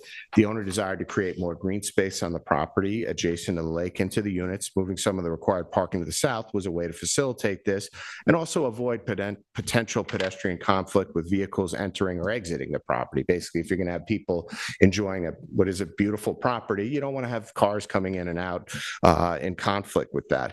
I personally wouldn't want my kids running around Montauk Motor Court, with vehicles parked in, around, moving around the site. But then again, I also played on a playground at St. Dennis in Yonkers that was a parking lot, and I broke my head on a rear. You did? I Oh did. My God. I hope the nuns were nicer to you than me. But I remember hitting my head on a parking side view mirror, but those were different times, basically. Town code parking requirements might deem a little excessive for this site, measured by its actual use today. We have jitney and trains. That's how most people arrive. And Uber to accommodate your travels, both to and from the property, ride share apps. It's basically not a 1960 Chevy with rumble seats on the back. That would be parked right in front of the property. That's probably what it was like back in the day. It's a magical time, but not what we have today. I do know there were letters in the file objecting to this parking area. There is no intent to use this or even a need to use this for the Crow's Nest parking Then today. why can't it be put over adjacent to the existing parking lot, over where the septic is? It's going to be on top of the septic. Why can't you have traffic bearing slabs on that? I think you could. Is it really the wisest location? The other thing is 2 of these spaces, we're now proposing 7 spaces. That's our required parking on the site. 2 of those spaces are required for the existing residents. It kind of made sense to have them closer to the residents. Also, we are proposing one of those central ones to be an ADA space. As you said, I don't know if it's possible. I think you could park on top of the sanitary system. Is that really the best location for it? It's certainly an alternative location. It certainly is an alternative location that, we are considering.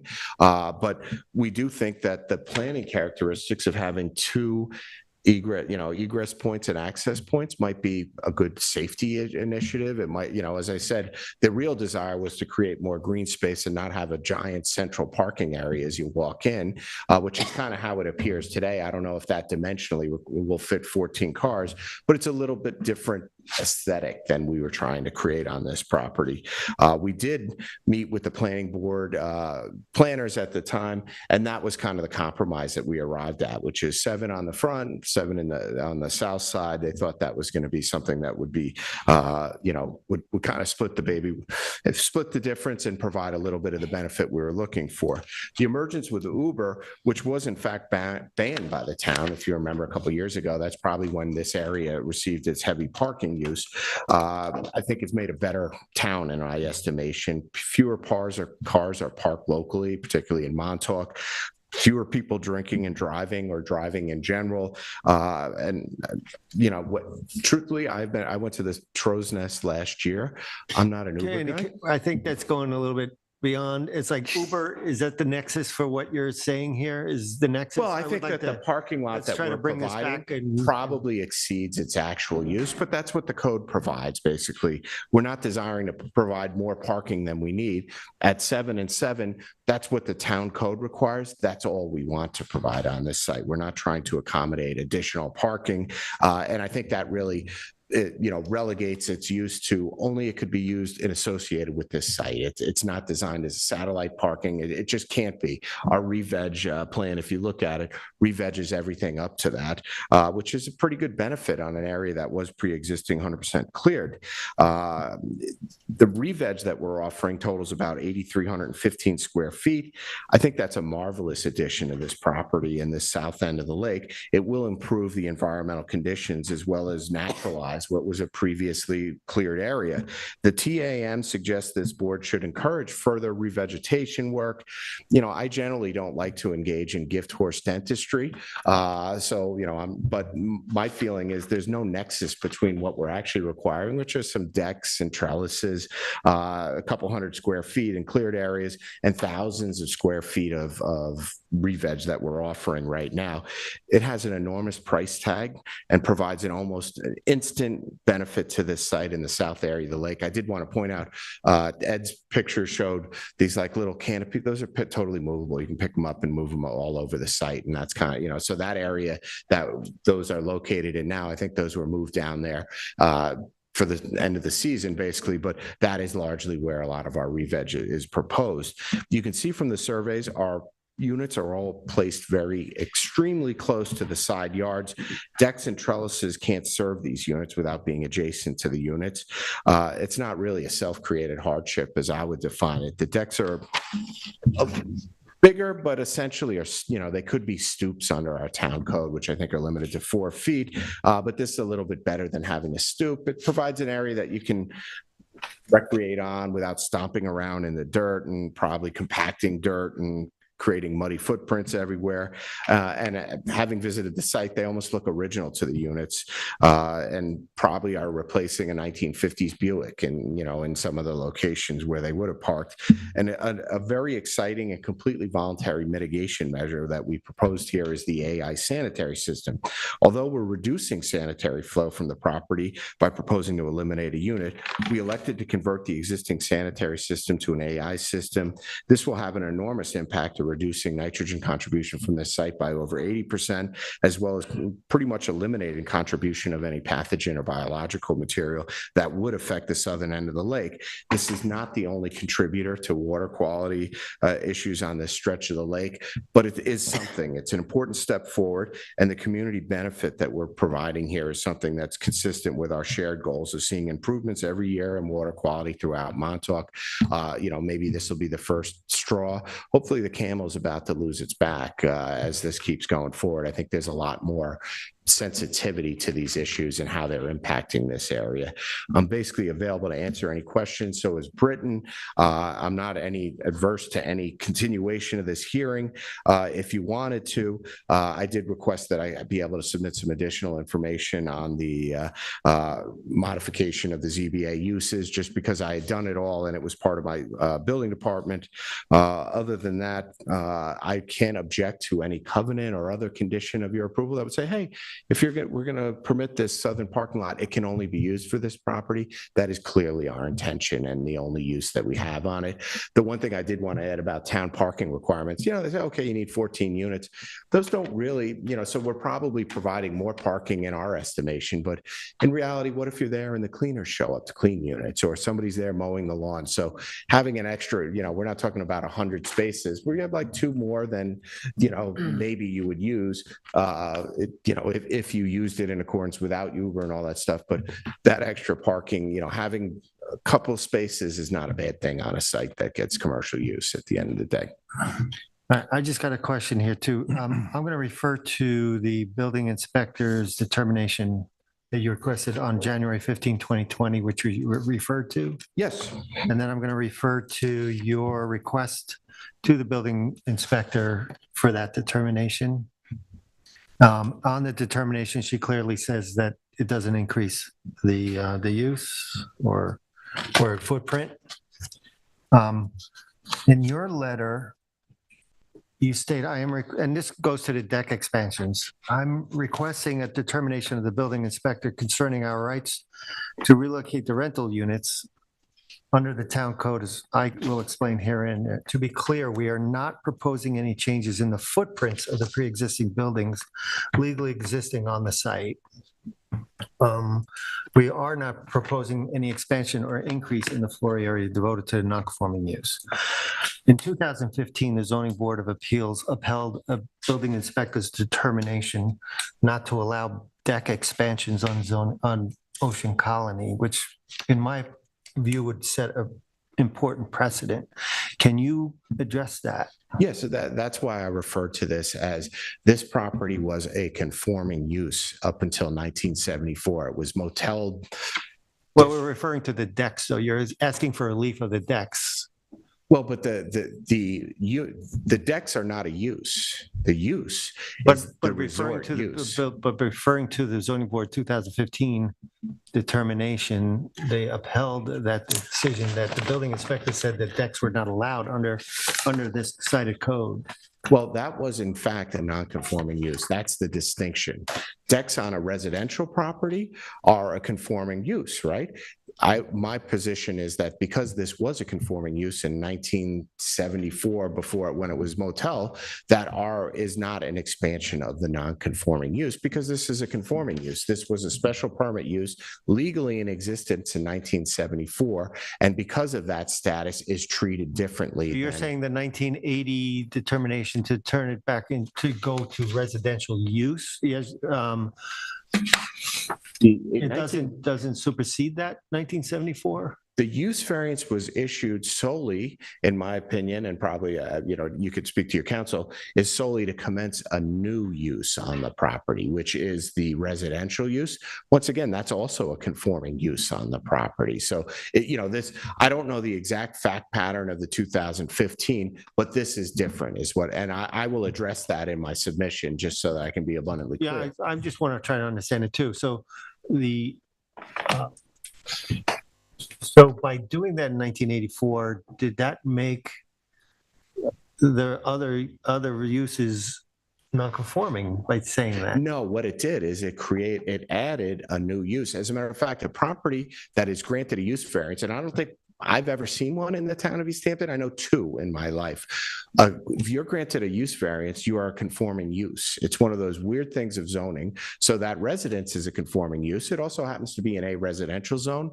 However, the 1974 rezoning, when this was motel district, this was a special permit use that existed. So therefore, it is a legal use. And I can document all this in my submission. I've been through this before on a couple other properties.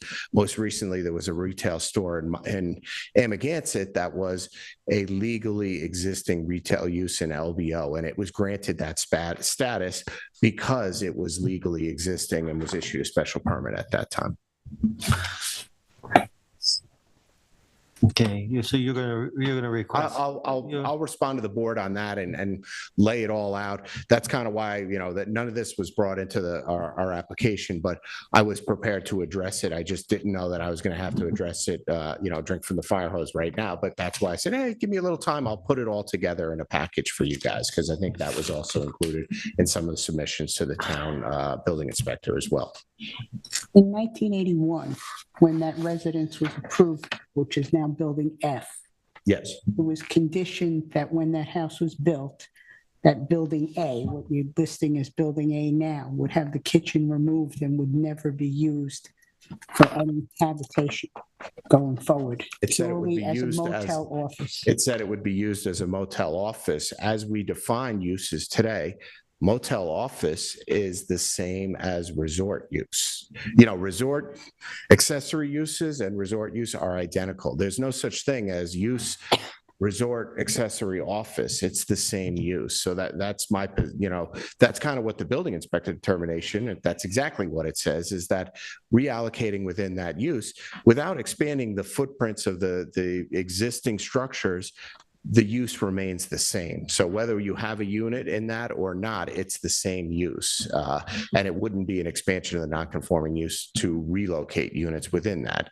The 1982 condition of the zoning board, I don't think really understood or implied how this would be interpreted in the future. But the clear intent of the board was to say, hey, you're getting rid of a unit. You can't reoccupy that unit. It just so happens that this unit might be the nicest resident, rental unit. But the board's intent was really to say you cannot have another unit. That left them with 8 units. We're here today saying, well, we only want 7 units. So we're voluntarily doing away with 1 unit. But with that unit being relocated in there, you still have a net reduction of a non-conforming use because we're reducing the intensity of the use. It's a little bit circular, but maybe I can articulate it better in a written submission, and I can certainly speak with your counsel just so that she, but I do think I did go through it in the building inspector determination for that purpose to say, hey, this is we're not changing that condition. Effectively has no impact on the use remained the same. So getting rid of that determination doesn't effectively expand the use in any fashion. It remains the same use. Just so you know, this. Did she agree with you? Letter of support is from the person whose house is, 30 feet from that property line. That would be the one that would be most impacted, but really there isn't a change in use as he could view. Did she agree with you? Who's that? The building inspector.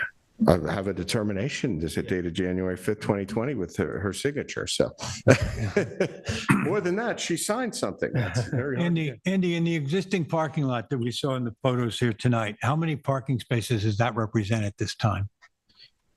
Does that represent all 14 that are required? 15. Yeah, it's probably, they're not striped to town. I understand. code That's why I'm requirements. asking. But do you consider that what was there allows for 15 parking spaces at this? In that central area? Yes. Probably not if you striped them and complied with all town code requirements for angle in and width and all that other stuff. I don't know the answer to that. But Well, the reason I'm asking is obviously if it did do that, we'd be asking why aren't we, as it was suggested by the chair, we leave the parking lot as it exists and not try to create an additional parking lot to the south. I suspect it would be expanded from what's there, and that's also where the sanitary is going in at the end of the day. So, I mean, I can get that information to you if you would like to see, hopefully Britain can. Let me just speak to a little bit more of the history, just because I was involved in this in 2014 when this entire project started. Andy, I think, came in 3 or 4 years later. I don't even know. It's been a long time. It's been 9 years. So at that time, I went to the building inspector, different building inspector, and the highway department, and I said, we have a residence. It's on a motel property, and the desire is to have a residential parking area that's separate from the motel units. And because it was a residential driveway serving a residence, I was informed at that time that I didn't need any permitting, that residential driveways are as of right. So we constructed that, well, we just basically cut the bushes at the hedge, and that was 2014. And there was some sort of political maelstrom, and they put 3 boulders. The town ordered 3 boulders to be there and block off the driveway. They still remain 9 years later. So we've never actually used this driveway. The day it was built, it was blocked off. But the purpose was to have a residence, a 3-bedroom residence, to have cars, the maids, the lawnmowers, all those people use this driveway and sort of keep that use and that residential use, which is independent from the motel units.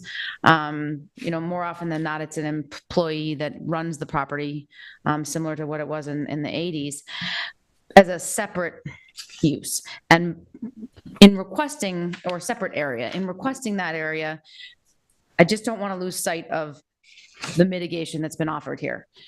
We're re-vegging what is a really nice sweeping lawn that goes to Lake Montauk. We're re-vegging 8,000 square feet, buffering both the lake and the wetlands, which were effectively created by highway runoff. That wetland that's between us and Montauk Highway wasn't a recognized wetland until it took a lot of rainwater for many, many years. We're electively upgrading a septic system on a property in which we don't have to. We could say, no, we just want to build a parking lot and legalize the pergolas and the sheds and move forward. There's nothing that we're doing that's triggering a septic upgrade. And I think that's key here. This is probably the most impaired area in the entire town of East Hampton. I don't think I'm wrong here. As Andy's pointed out, the watershed goes north. We're taking the entire trailer park, all of Ditch Plains, and bumping into Lake Montauk at the southern portion, which doesn't flush. And we closed that beach to public swimming, I think since probably like mid 2000s. We'd like to improve that. The same client owns the Crow's Nest 2 lots to the west. We just spent $500,000 upgrading that septic system to IA. There's a commitment here to improve the water quality, to drive this tourism-based business that maybe they could have their kids swim in South Lake again, because right now they can't. So that $500,000 system is something I just don't want to lose sight of. It's not required. It's fully elective in this property. So $500,000 septic system, 8,000 square feet of revegetation to balance a few decks, a few trellises, and 1 less motel unit. We're not constructing anything. We're taking the existing parking lot and moving the residential use and the staff use to a separate portion of it to keep it away from our guests. That's it in a nutshell. Thank you.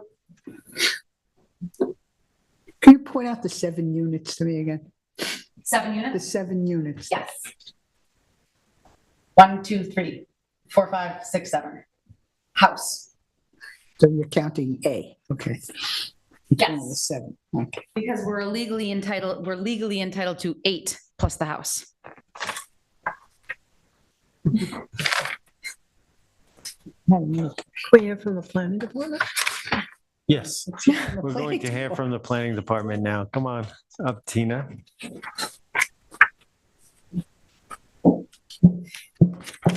Good evening, everyone. Your debut, nice to have you Yes, here. thanks for having me, Tina. Do you swear affirm to tell the truth, the whole truth, and nothing but the truth? I do. Thank you. Thank Good you. one to get started on. Excuse me? It's a good one to get started on. I feel like I got a little shafted here. I'm going to be talking to Tyler and Brian. They sent me here with the most complicated application on my first run, but that's okay. I'm not going to repeat a lot of the history, Andy and Britton went through. The application did start in the planning department around 2014, so there's 10 years worth of history. And to create the TAM, I did, do my best to look through the documents and try to present a cohesive understanding to the board. Some of the really pertinent things we felt during our review were the COs that are on file from 1986 for the 4-frame 1-story structures having the 2 rental units each, plus a 1-frame office structure and a residence, right? So that was kind of the last legally established description of the uses on the site. At the time of the original determination, there was a rehearing request by the original owners, and that was denied. I think that probably the original owners were not happy with what they got. I put that in the file just for the information. And then in 2019, this was also before the ZBA, and it was found to be untimely as a modification because it would be an expansion of the non-conforming use, only to be allowed via a public hearing. So this has been before the board several times before, and that history is included in the package. Regarding the approvals requested, as was discussed, pretty much everything that is before the board is already constructed, right? So the decks and trellises are constructed. The south parking lot area has already been disturbed. And they are correct that the parcel is 100% cleared per the town's records as of 2004. But the other thing that's important to recognize, this is in the area of Lake Montauk that is one of the most impaired. There's poor water quality, does not receive significant tidal flushing. So, activities on this site are, I think, important to the health of that water body. So there's 2 sets of wetlands in proximity to the parcel. One is to the north associated with Lake Montauk, the other is to the south, and they're freshwater wetlands. There's actually a significant amount of freshwater wetlands south of the highway, not just up this property, but it expands both to the east and west and further south. So I don't know about the roadway runoff statements, but there are a significant amount of wetlands in the area. The application is proposing revegetation in the area of the wetlands, which we agree is a benefit. And even though that is occurring, the parcel does still remain very overcleared with respect to the HPOD clearing, which is, even though not totally applicable, a benchmark for us when we're looking at this and say, how can we bring a site closer to conformance when we look at these construction projects. So regarding the parking area in the south, this brings development closer to the freshwater wetlands than were previously approved by the board. In the planning board review of this application, because it's a commercial site, the planning board is also looking at it.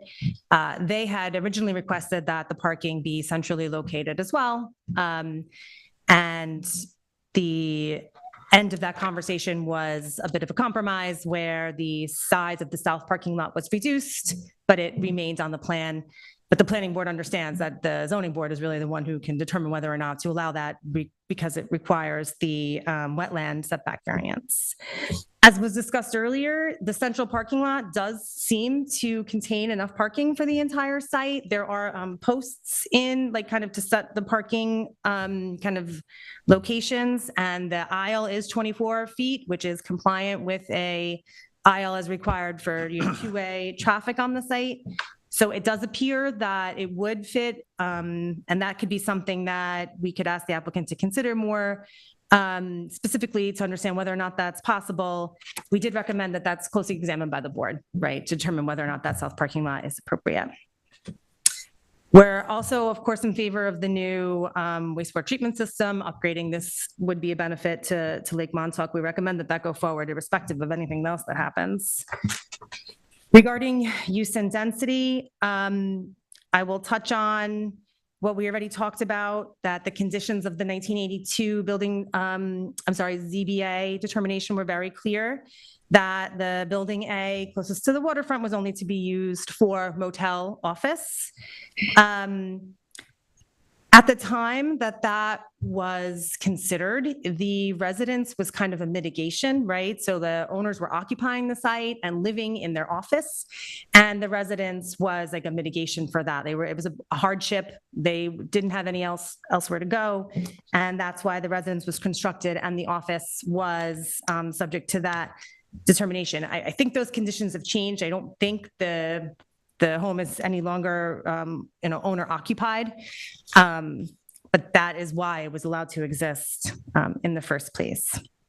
I do want to mention that when I visited the site, the single family home was labeled with a unit number as unit 8. And we did find references to, in our file, of it being rented as a unit in the past. Regarding dimensional conformance, we talked about, and before I go on, I'm sorry, I did speak to Ann Glennon, the building inspector who issued the determination that we're talking about. Ann's perspective was that she was asked to answer a very narrow question with respect to, is it an expansion of a non-conforming use? And her determination was that it was not, but that it was subject to ZBA, planning board, and other approvals. I don't want to, I'm not officially speaking for Ann. That's the conversation we had. I agree that it's appropriate for the applicants to submit additional narrative to further support the positions that they've expressed today. They weren't really clear in the file, and it is an old file, so I'm sure maybe they have it and it just wasn't easily discoverable. So it would be great to see, a more specific history outlined, but, Ann did not discount what Mr. Hemmer said. Regarding the dimensional conformance, we just note that we are quite close to a residence with respect to the side yard setback. In the interest of good planning, it is appropriate to maintain buffers between commercial uses and residential uses. So really to the board to determine if the expansions of those structures are appropriate, especially considering that there's residential use. Regarding vegetation, I talked about that earlier. I would just say again that the parcel remains over 14,000 square feet, over cleared with respect to the HPOD designation, and we think there's opportunities to increase. Even if the board does not agree with that, we do think that the species selection and the vegetation plan do need work. We'd like to see species chosen that accelerate the naturalization of the property, more shrubs, less grasses, try to mimic the habitats that were existing on site to hopefully reestablish more functioning wetland buffers. And then the rest of the technical assessment just refers to the applicable town code standards. And I could read them to you, but I think you'd prefer I don't, so I won't. And then we did have some conditions suggested, but I won't go through those either. I think that's premature. Thank you. Thank you. Any questions? Yeah, I have a question. I'm sorry. Can we talk about the clearing a bit more? Yeah, that's my question. Say 14,000 over cleared to HPOD today, or is that after the revegetation?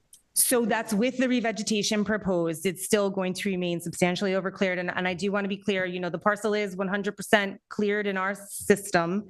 So technically, they are not absolutely required to bring it into compliance. But I'm citing the HPOD standard as a benchmark because I think it is contextually appropriate.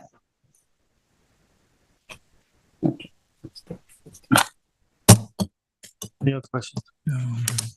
Thank you, team. Thank you.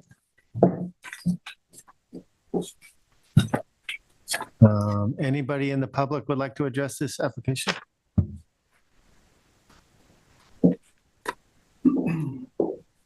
Evening, everyone. My name is Tom Rice. Should I be sworn first, I guess? Yes. Yes, Do you I- swear affirm to tell the truth, the whole truth, and nothing but the truth? Yes, I do. So my name is Tom Rice. My wife. And where are you located? Our home is at 4 South Lake Drive, directly across the property. It was the other driveway across the street that I share. So my wife is the legal owner of the property. Her name is Cheryl Chrisman. My name is Tom Rice. We share the driveway with number 2, which is Mr. Noel Arikian, who's also in the audience. And I'm speaking, I think, on behalf of all of us tonight. I wanted to start off by saying that I want to be clear that we don't oppose most of the application. With the changes that have been made since 2013, not 2014, someone said that's when they were started. They started in 2013. We were there, and I'll come back to that in a moment. From our perspective, they've made it a nicer resort or rental property than it was before, consistent with the kind of non-conforming or conforming prior use from our perspective. So as homeowners, we are not troubled by that. I do want to make a correction, or I want to give you a factual thing. I guess there was some question whether Building F has been rented. It's been rented, and I know that for a fact because my son in September 2018, was married at the Crow's Nest. Our friends and family rented most of Farrow's cottages, including my sister, her daughter, and my father all stayed in that residence. So we rented it just just so you have that, for the record. Having said that, again, that's not our issue. And we also wholeheartedly support the improvement to the septic system. I've done it on my house, and we are hopeful that eventually everybody around the lake, will have a nitrogen reducing system. We do oppose and oppose strongly, and we submitted a letter on April 27th explaining why the legalization of the driveway that was put on this property, and it was put on this property in 2013. You have in the record with the letter, my sworn affidavit that we submitted to the town, I think in early 2014, saying that they did this in 2013.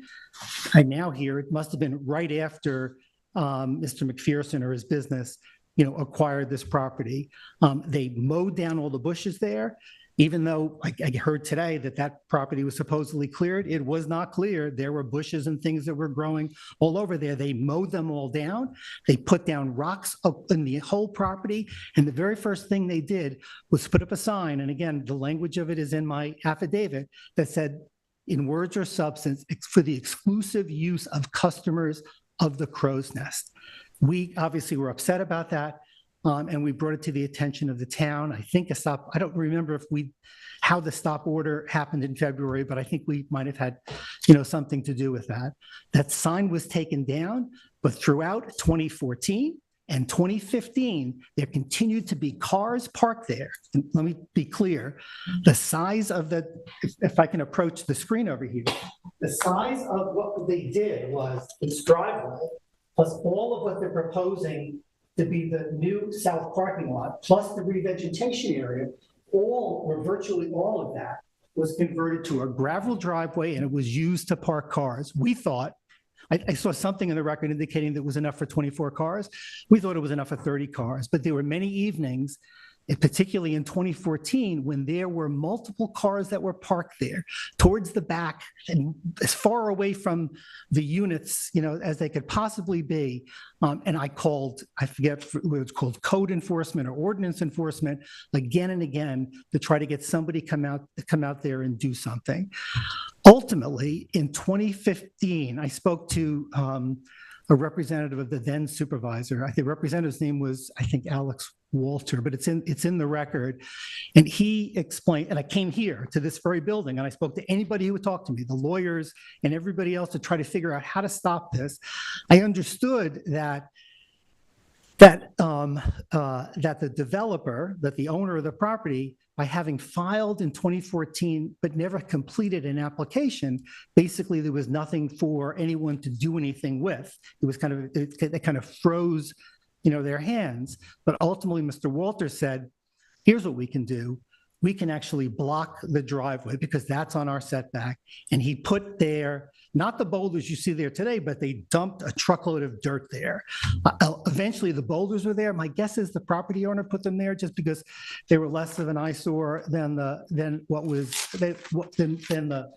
pile of dirt. But in any event, that is the only way that the crow's nest and the owners of these properties stopped misusing the property. So our concern is that as long as that driveway exists, they can say, oh yeah, we're going to revegetate it now. But over time, they've already told you they don't even think they need these 7 spaces potentially in the back, but that maybe some of those will be used, and worse yet, they'll start to unrevegetate slowly and make that parking lot more and bigger and bigger. So from our perspective, we think, and again, with my letter, I submitted a proposal. I don't know if you have it, but I'd be happy to hand up new copies of this if that would be convenient. This is. Maybe first.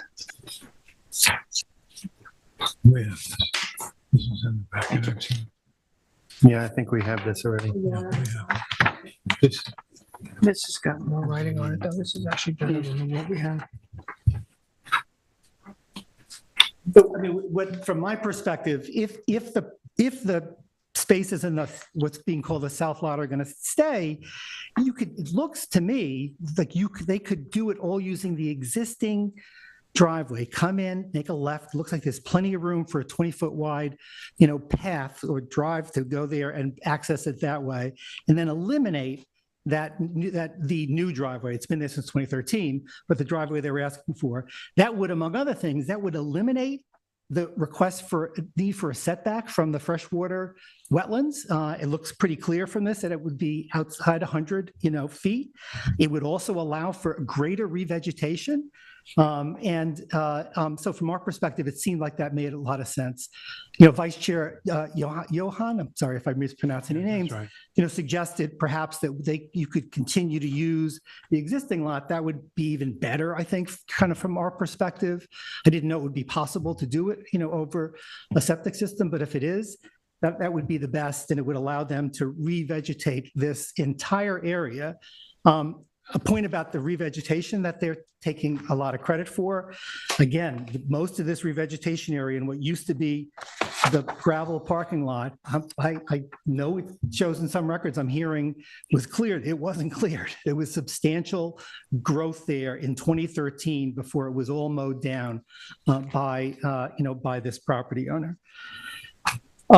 That's it. I would not at all be comfortable. Someone suggested, I think his name is Mr. Hammer, suggested that that you could say this shall never be used for the crow's nest. They already used it for the crow's nest when they know it shouldn't have been used for the crow's nest. And they, or maybe a subsequent owner, could very easy, if there's a second parking lot, begin to misuse that property. And we would not at all be comfortable with that.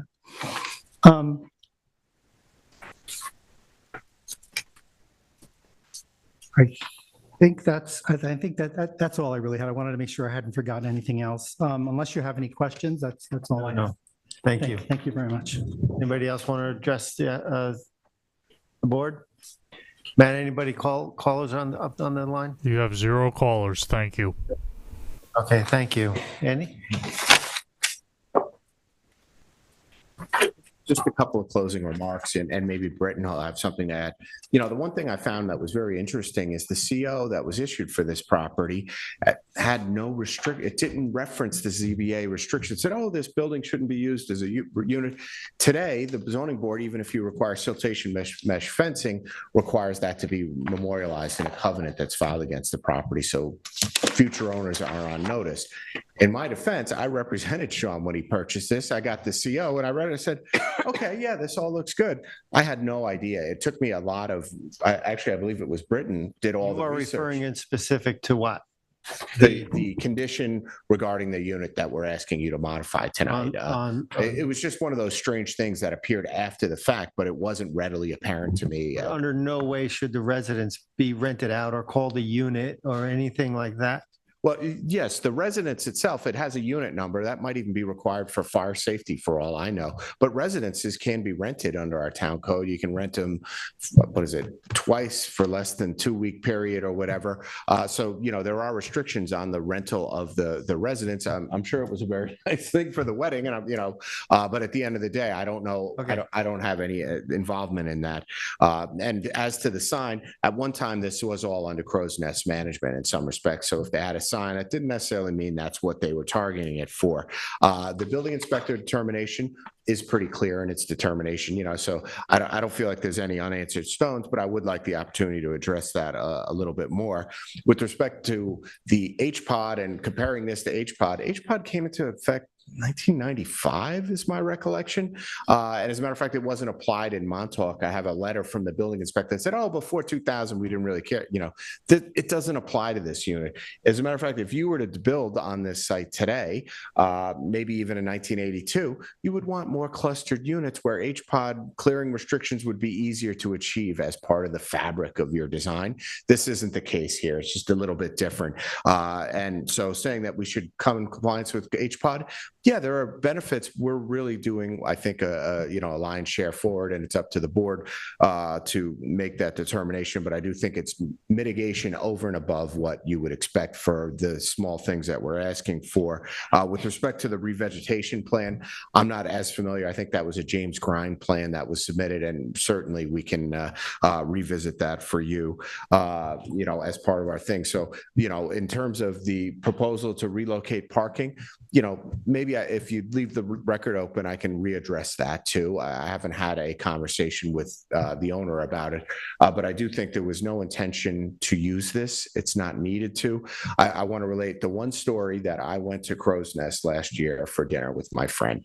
I have 2 young kids at home. I said, listen, I don't know that I can take an Uber. I don't even have it on my phone. I don't know how it works. I said, I'm just going to drive there. So my wife and I hopped in the car. It was Saturday at like 5:30 or whatever. We drove up there to brunch. I said, this is, I don't know what the parking situation is. I was able to park right there. So parking demand is so much better now than it was. That was a weekend on Saturday in July. I was able to park right in the Crow's Nest lot. Almost everybody that I saw that was egress leaving were hopping in Uber. So, I do think times have changed, and 10 years is a long time ago. I think I'm being completely level with the board. We really have no intention of using this as it might have been used, and there's no need for it. But we do think there are valid concerns to have 2 entrances to this site for emergency and for service and all that other stuff. And we think it's a pretty reasonable proposal that we're submitting to the board right now. Thank you. How much time are you going to need, Andy? Andy, how much time? Probably, I would say. Okay. Sounds good.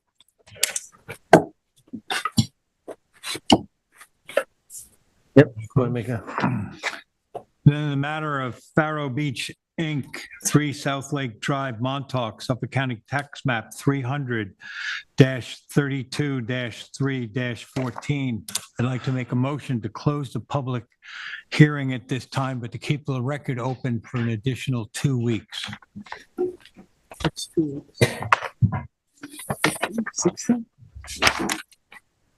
I second. Thank you. Yes, concur. Concur. Oh. Thank you, Joe. Thank you, guys. We still have Joan? Yes. Two. Yeah, I'm on. I'm sorry, on Joan. my I didn't hear you vote. I didn't know if you were still with us. Yeah, I'm still here. My internet connection is unstable. There's a storm. You brought a whole bag this time? Fill up the bag a little. I appreciate it. Too, I can't breathe in here either. I appreciate it. Council. All right. Yes. You're welcome. What are we doing, Ron? We have an administrative application. Well, do we want to do that? We want to wait for Hope? We want to do the minutes Yes. first? We can do the minutes. Yeah. Or why don't we do the minutes? Okay. So I'd like to make a motion to approve the draft minutes for the East Hampton Town Zoning Board of Appeals for April 18th, 2023. Second. Oh, I concur. I concur. I concur. Thank you. I'd like to make a motion for the East Hampton Town Zoning Board of Appeals to approve the minutes from April 25th, 2023. I'll second it. I concur. Concur. Thank you.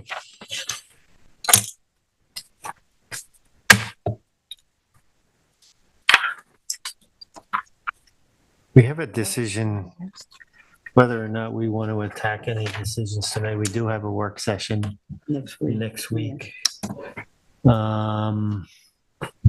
Let's say this should be quick. Andrew Well, Cohen. what, yeah, I mean, If you want to knock out, I'm really not ready with Twinkle. you're not I'd ready? rather, Oh, okay. Okay.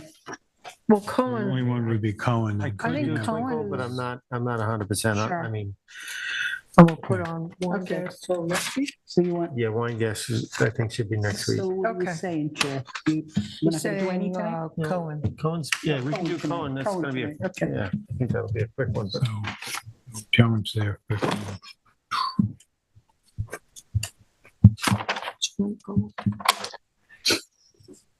Yeah, that's right. That's the, That's it, Twinkle.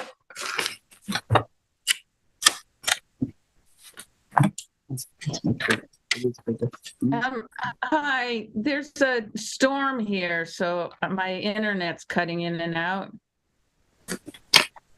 Okay. Well, just don't send the storm this way. Yeah, Yeah, so, did you say you wanted to do cone? yeah. We have to wait for council. Are you Oh. okay? Are you okay to do Cone or? Yeah, I'm fine. Okay. Assuming my internet stays stable in between the lightning. Wow. Where are you exactly? In Florida, Palm Beach. Palm Beach. Oh. okay.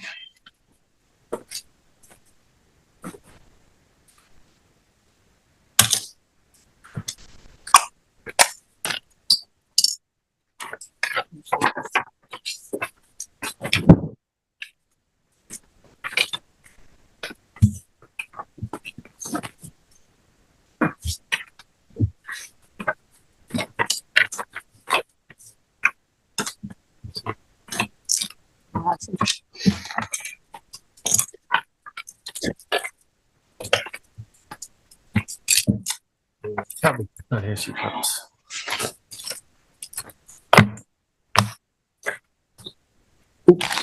So the only thing we did while you were gone was adopt the minutes. Minutes. So we have a administrative application, and that's Peter Quinn at 128 South Essex Street in Montauk, Suffolk tax map number 300-28-5-45.4, and that's the demolish of existing house and construction of new 3,470 square foot residence and sanitation within 150 feet of the wetlands. Tyler?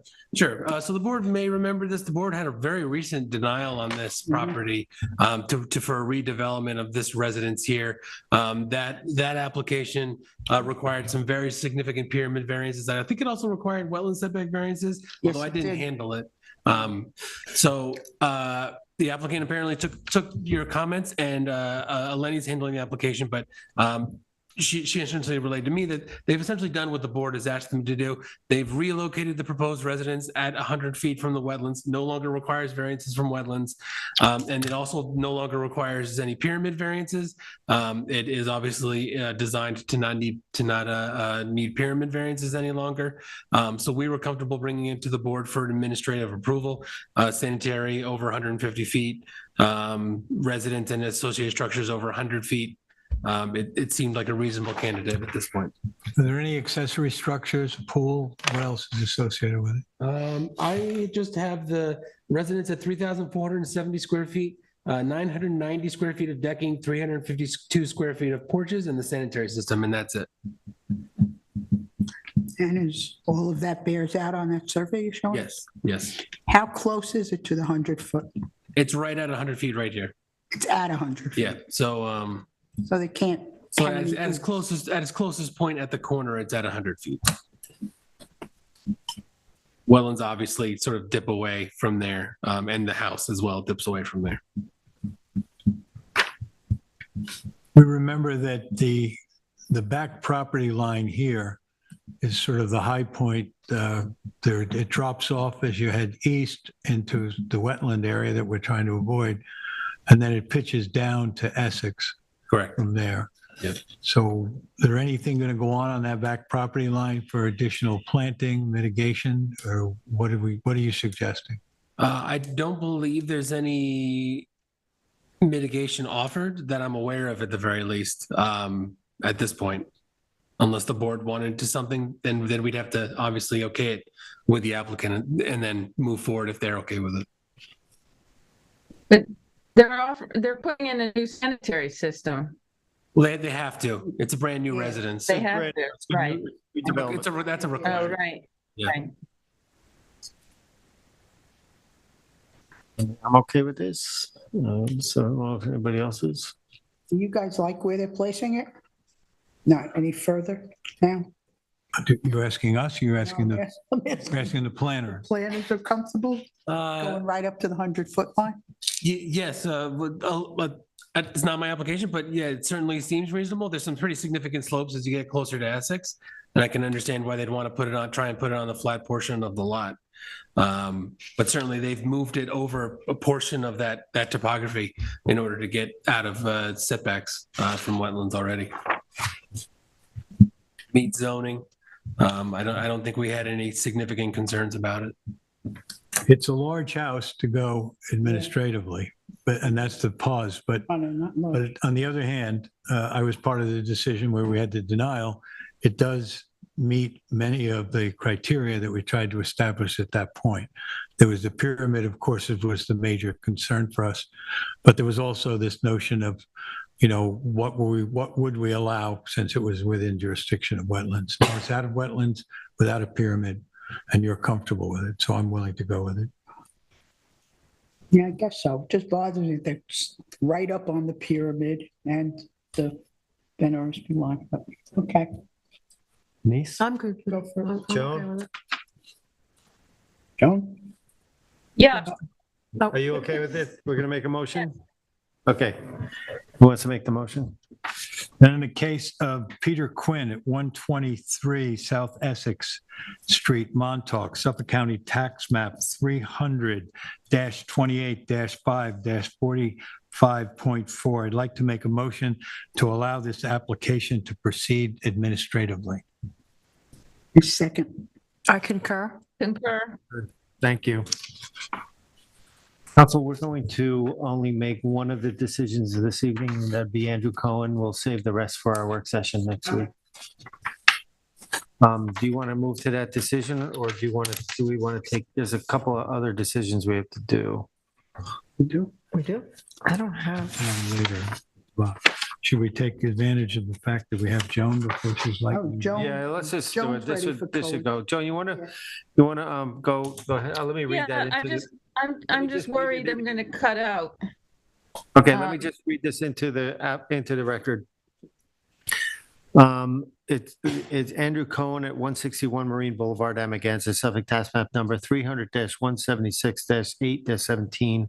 The size and location is 24,479 square feet at 161 Marine Boulevard, Beach Hampton, Block 1, lots 33 to 37, map number 1283 in Amagansett. The description is to modify a determination in order to allow a reduction and reorientation of the entry stairway and add grade beams, breakaway walls, a utility platform, and a raised beach walkway that terminates at grade, with the remainder as a roll-up mat.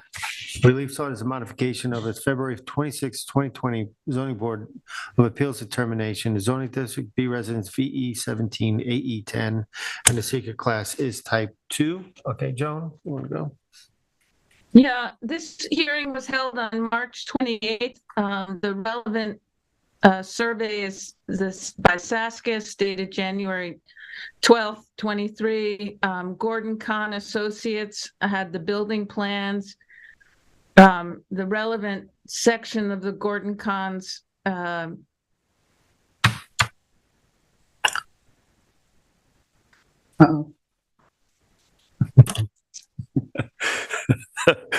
We're SK01 and SK02. Let's table it to next week. Sorry, I cut out. Oh, there you go. Yeah, You're back. okay. Okay, go ahead. I left off with this, the stairway is SK01 and 02 from the Gordon Kahn's drawings of January 12, 23. They want to reduce and reorient the staircase, which is minor in variation and reduces the square footage from 249 square feet to 115 square feet. The second thing they wanted to do was to add breakaway walls. The planning department had no Objection. the planning department, can you hear me? Yes. Yes. The planning department had No. Palm Beach, you figured they would be okay, but.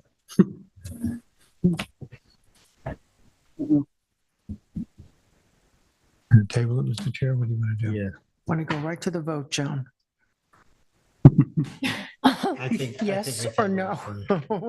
We can continue Sounds like this. she really got knocked off. That's something. All right, let's move on. Okay. We're going to move to other decisions. Christina Ryder at 11 Stevens Road, Montauk, Suffolk, tax map number 300-68-7-4. And that's to allow pool deck and pool cover to remain on 18.7 feet from the rear yard lot line setback where 20 foot is required. Tyler? Sure. So the board just got the technical analysis memo on this today. This was a variance without a hearing that the board was comfortable moving forward with as such. There was a building permit issued for this swimming pool. It meets the rear yard setbacks. It has a front yard out here on Stevens Road. So the pool meets the 20-foot rear yard setbacks. There was a small decking added to it, so it's 18.7 feet from the rear yard setback. There's fairly good screening already at the back of the lot. It's a minor variance. So the board was comfortable moving it forward with a variance without a hearing. Any So comments? we already okayed that? You okay Variance to without move the forward hearing? as a variance without a hearing? Oh. The notice period is up, so now you can Oh, make a okay. determination. So now we can decide. Right. Okay. Okay. Well, there was no public comment or anything, ready to approve it. I mean. Well, it's minimal. Detriment, It's, you know, we it's a can minimal quickly go variance. through the 1.3 standards. feet. We can Yeah. Quickly go through the standards. There are any Exactly. detriments. Yes, okay. I think probably not with the screening involved. I think the screening helps mitigate that. Yeah. And If anybody sees it, I believe it kind of does meet the standards as minimum. It's the setback. minimum The It variance. is minimal. self-created, but that really no other is- place to put it. Yeah, since it's so there. if we're okay with approving it, that it does meet the conditions. Yes, I'm okay with it. for And approval. and the screening was conditioned? That was volunteered by them? Is that conditioned? You don't know? I don't But is that going to be? know. I think the size of the variance, I don't think I there's think any it's conditions. a good, but I don't know if we should condition it Doesn't have condition. based on the size of the variance. I'm not sure, right? Yeah. it's only I think we would approve this most likely, Yeah, 1 foot variance. Okay. not Yeah, requesting. if it came before us Yeah, as a public, if we would have Okay. approved it. so Yeah, no, I feel it meets Okay, the standards. that's good. It meets the standards. You have to read it in. You have to make a motion here. Yeah, we should make a motion. You want to do it, Terry? Make a motion now? Yes. Yeah. Yeah, we do. Well, no. No, we don't. We Yeah, don't. You we have to do it write the that, you have to write that, determination. Okay, yeah, so we're done. resolution. Next, we have Michael. Everyone agrees on. Yes. Yes. We all agree. Or not? Joan? No, she's not back. Joan is not back. Michael, Michael, On that one? I yeah, guess. I yeah, guess. Yeah. Michael Frischberg at 4 Osborne Farm Lane in Wayne Scott, Suffolk Tax Map number 300-197-8-11. More information was received regarding pyramid compliance of the addition to the home, and the addition violates pyramid by 0.65 cubic feet. A public hearing is required for the variance request. So I'll just run this through quickly. Sure. So this was another application that the board was comfortable moving forward with a variance without a hearing. And then upon further review, we discovered that we needed a little bit more additional information from the applicant. They've supplied it. And as you can see, it very minimally violates the pyramid law, which you cannot do as a variance without a hearing. So it's going to need a regular public hearing. It's more just notice to the board that it's going to be moving forward as a public hearing rather than as a variance without a hearing. So do we need to make a motion to retract that, or? What did we approve? You approved it moving forward as a variance without a hearing? You didn't actually make an approval. Oh, and then you discovered the pyramid. Correct. Okay, got it. Yeah, I think it's just for notification purposes, just so that we can now tell the applicant that they have to go back because of the pyramid, essentially. okay. So. I'm sure the board will probably have it fairly soon as well. Morgan's Yeah. pretty well caught up. I agree. Okay. I'm back if you want to continue on the phone. Okay. Sorry. You want to, might as well do. Joan, you got, yeah, much to Well, wrap up? quickly. Yes or no, Joan? Uh-oh. Uh-oh. Not that back. All right, we're gonna move on. Okay. Joan, Utility- Joan, because you're cutting it in and out, I think we're gonna Yeah, we're gonna we should pause. just Table it. Yeah, Wait, we're gonna table it till Tuesday. yeah, good idea. No problem. Thank you. All right, we have resolutions, 3 of them to go through. Anthony Melillo at 31 Gilbert's Path, Amagansett, Suffolk Tax Map number 300-151-3-22. This was to allow the in-place like kind of placement of an existing screen wall to remain as the constructed privacy wall, allow existing knee wall to remain, and to replace a portion of the existing driveway with a wood walkway. It required a natural resource special permit of the East Hampton Town Code and 2 variances. The board found overall the applicant had been a good shepherd of the property and continues to do so. The improvements are similar to what was existing on the property, do not require any additional grading, clearing, or construction. Overall, the project appears to be an improvement to the existing conditions on the property, and the proposed changes by the applicant are fairly minor. The decrease in lot coverage and the clearing are both improvements, as well as the new IA system on the property. As such, all board members concurred in agreeing with approval of granting the NSRP and the 2 variances. Right? Well, do you want me to do this? Is Yeah, go Joan ahead. still there? Okay. All right.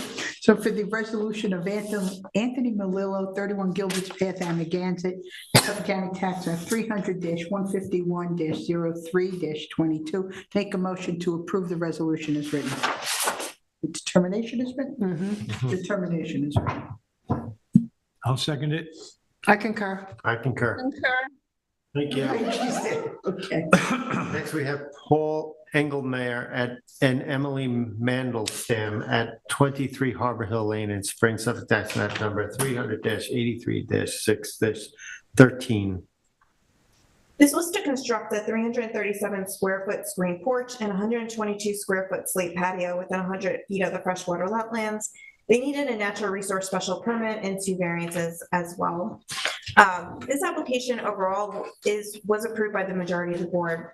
Specifically, the proposed project was only minimally increased the total lot coverage from 7,287 square feet, which is about 15.9%, to about 16.4%, where the maximum available is 40.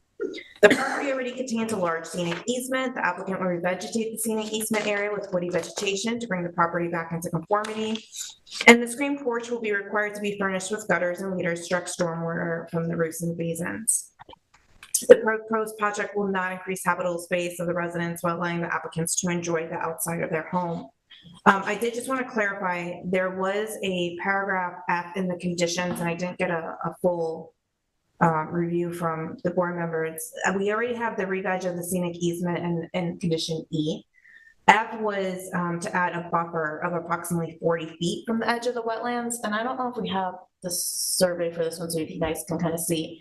But I'm not sure if all of the board was in favor of that, or you guys were okay with just the revegetation of the easement. This regarding, I'll take that one out or leave it in. What, did we put, but you put them both in. I put them both in, but you technically denied the application, so I'm not sure you get to name. I didn't deny the application. I did. Oh, I yeah, did. sorry. But, Yeah. I Can you mean, blow that up? to Tyler? have I them just both wanna in would refresh. be better. This might help. Make sure they're good shepherds. Yes.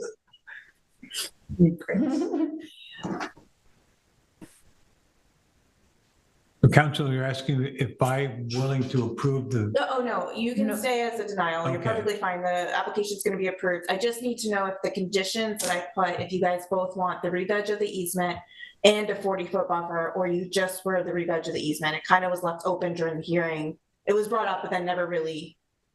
I'd like to consensus. see both. Yeah, Where was the 30-foot buffer that we were talking about?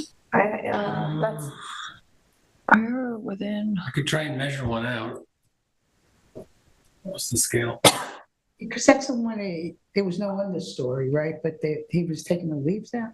yeah, it's kind of like, yeah. Based on their past, you It know, seemed terrible to it me. seemed like having both in would be better for the lot. Based on their past history with, violating. To stop cleaning Yeah. up the leaves. Exactly. So you're wondering about a 40-foot buffer to the wetlands? 40 or 30? So, yeah, I have 40, but. To the I mean, wetlands or I to the thought that was easement? high. So we have the I re-veg thought shall it was include a to the buffer wet- approximately 40 feet from the edge of the wetlands, That would be, as shown in the planning department sketch. the planning department sketch is just filling in the easement. Okay, Yeah, That's the screen area. no buffer. 40-foot buffer would be out here. that's really close. Yeah, that's Yeah, almost. it would bisect the house over here. Okay, so I'm gonna take that condition out, and then we'll just, Yeah, I we'll leave agree. in. Oh, the yeah, with the, Yeah. okay, I see what you're I think saying. the re-veg is fine. Re-veg is, It's fine. it was the concern And the of other the public parts hearing would, too. yeah. Okay, perfect. All right, so I'm Okay. gonna remove condition F before tomorrow when the filed one is planned. This was a 4-to-1 vote, again, with Vice Chairperson Edward Joan dissenting on this one and all other members concurring. You want to make a motion? In the matter of the application of Paul Engelmeyer and Emily Mandelstam, 23 Harbor Hill Lane in Springs, Suffolk County Tax Map Number 300-83-6-13, I make a motion to approve the determination as written. Concur. I concur. Thank you. Next, we have David and Carol Geller at 35 North Surfside Avenue in Montauk, Suffolk, tax map number 300-29-1-19.1. This was to allow the existing stone walkway, second-story decking, approximately 240 square foot patio, fire pit, and approximately 480 square feet of driveway expansion to remain within the jurisdiction and setbacks of freshwater wetlands. It required a natural resource special permit and 4 variances. However, the board found that the applicant had increased vegetation beyond the approval granted in the 2019. The fire pit and patio were located in one of the most conforming areas on the property and should not impede the enjoyment of neighboring properties. Overall, the project appeared to be an improvement to the existing conditions on the property. The proposed changes by the applicant are minor, and the driveway was necessary for safety of the property. The clearing was reduced from 11,949 square feet to 6,658 square feet. And the board determined that the walkway was necessary for safe entry into the residence. As such, the majority of the board agreed and approved the 4 variances and the natural resource special permit with with member Savarese concurring to the stone walkway and the second-story deck, and then denying the patio, fireplace, and driveway. So as such, this will read as an approval for all. Now for David and Carol Geller at 35 North Surfside Avenue in Montauk, tax map 300-029-01-19.10. Make a motion to approve the determination as written. Second. I concur. I concur as well. Thank you. All right, that concludes. Vice Chair? Mr. Chairman, I'd like to make a motion to, well, first, I'd like to make a motion to close the East Hampton Town Zoning Board of Appeals meeting for May 2nd, 2023. I'm sorry, I misstated it. To close the public hearing and work session for the East Hampton Town Zoning Board of Appeals, May 2nd, 2023 meeting at 9:09 p.m. Second. I concur. I concur. Concur. Thank you.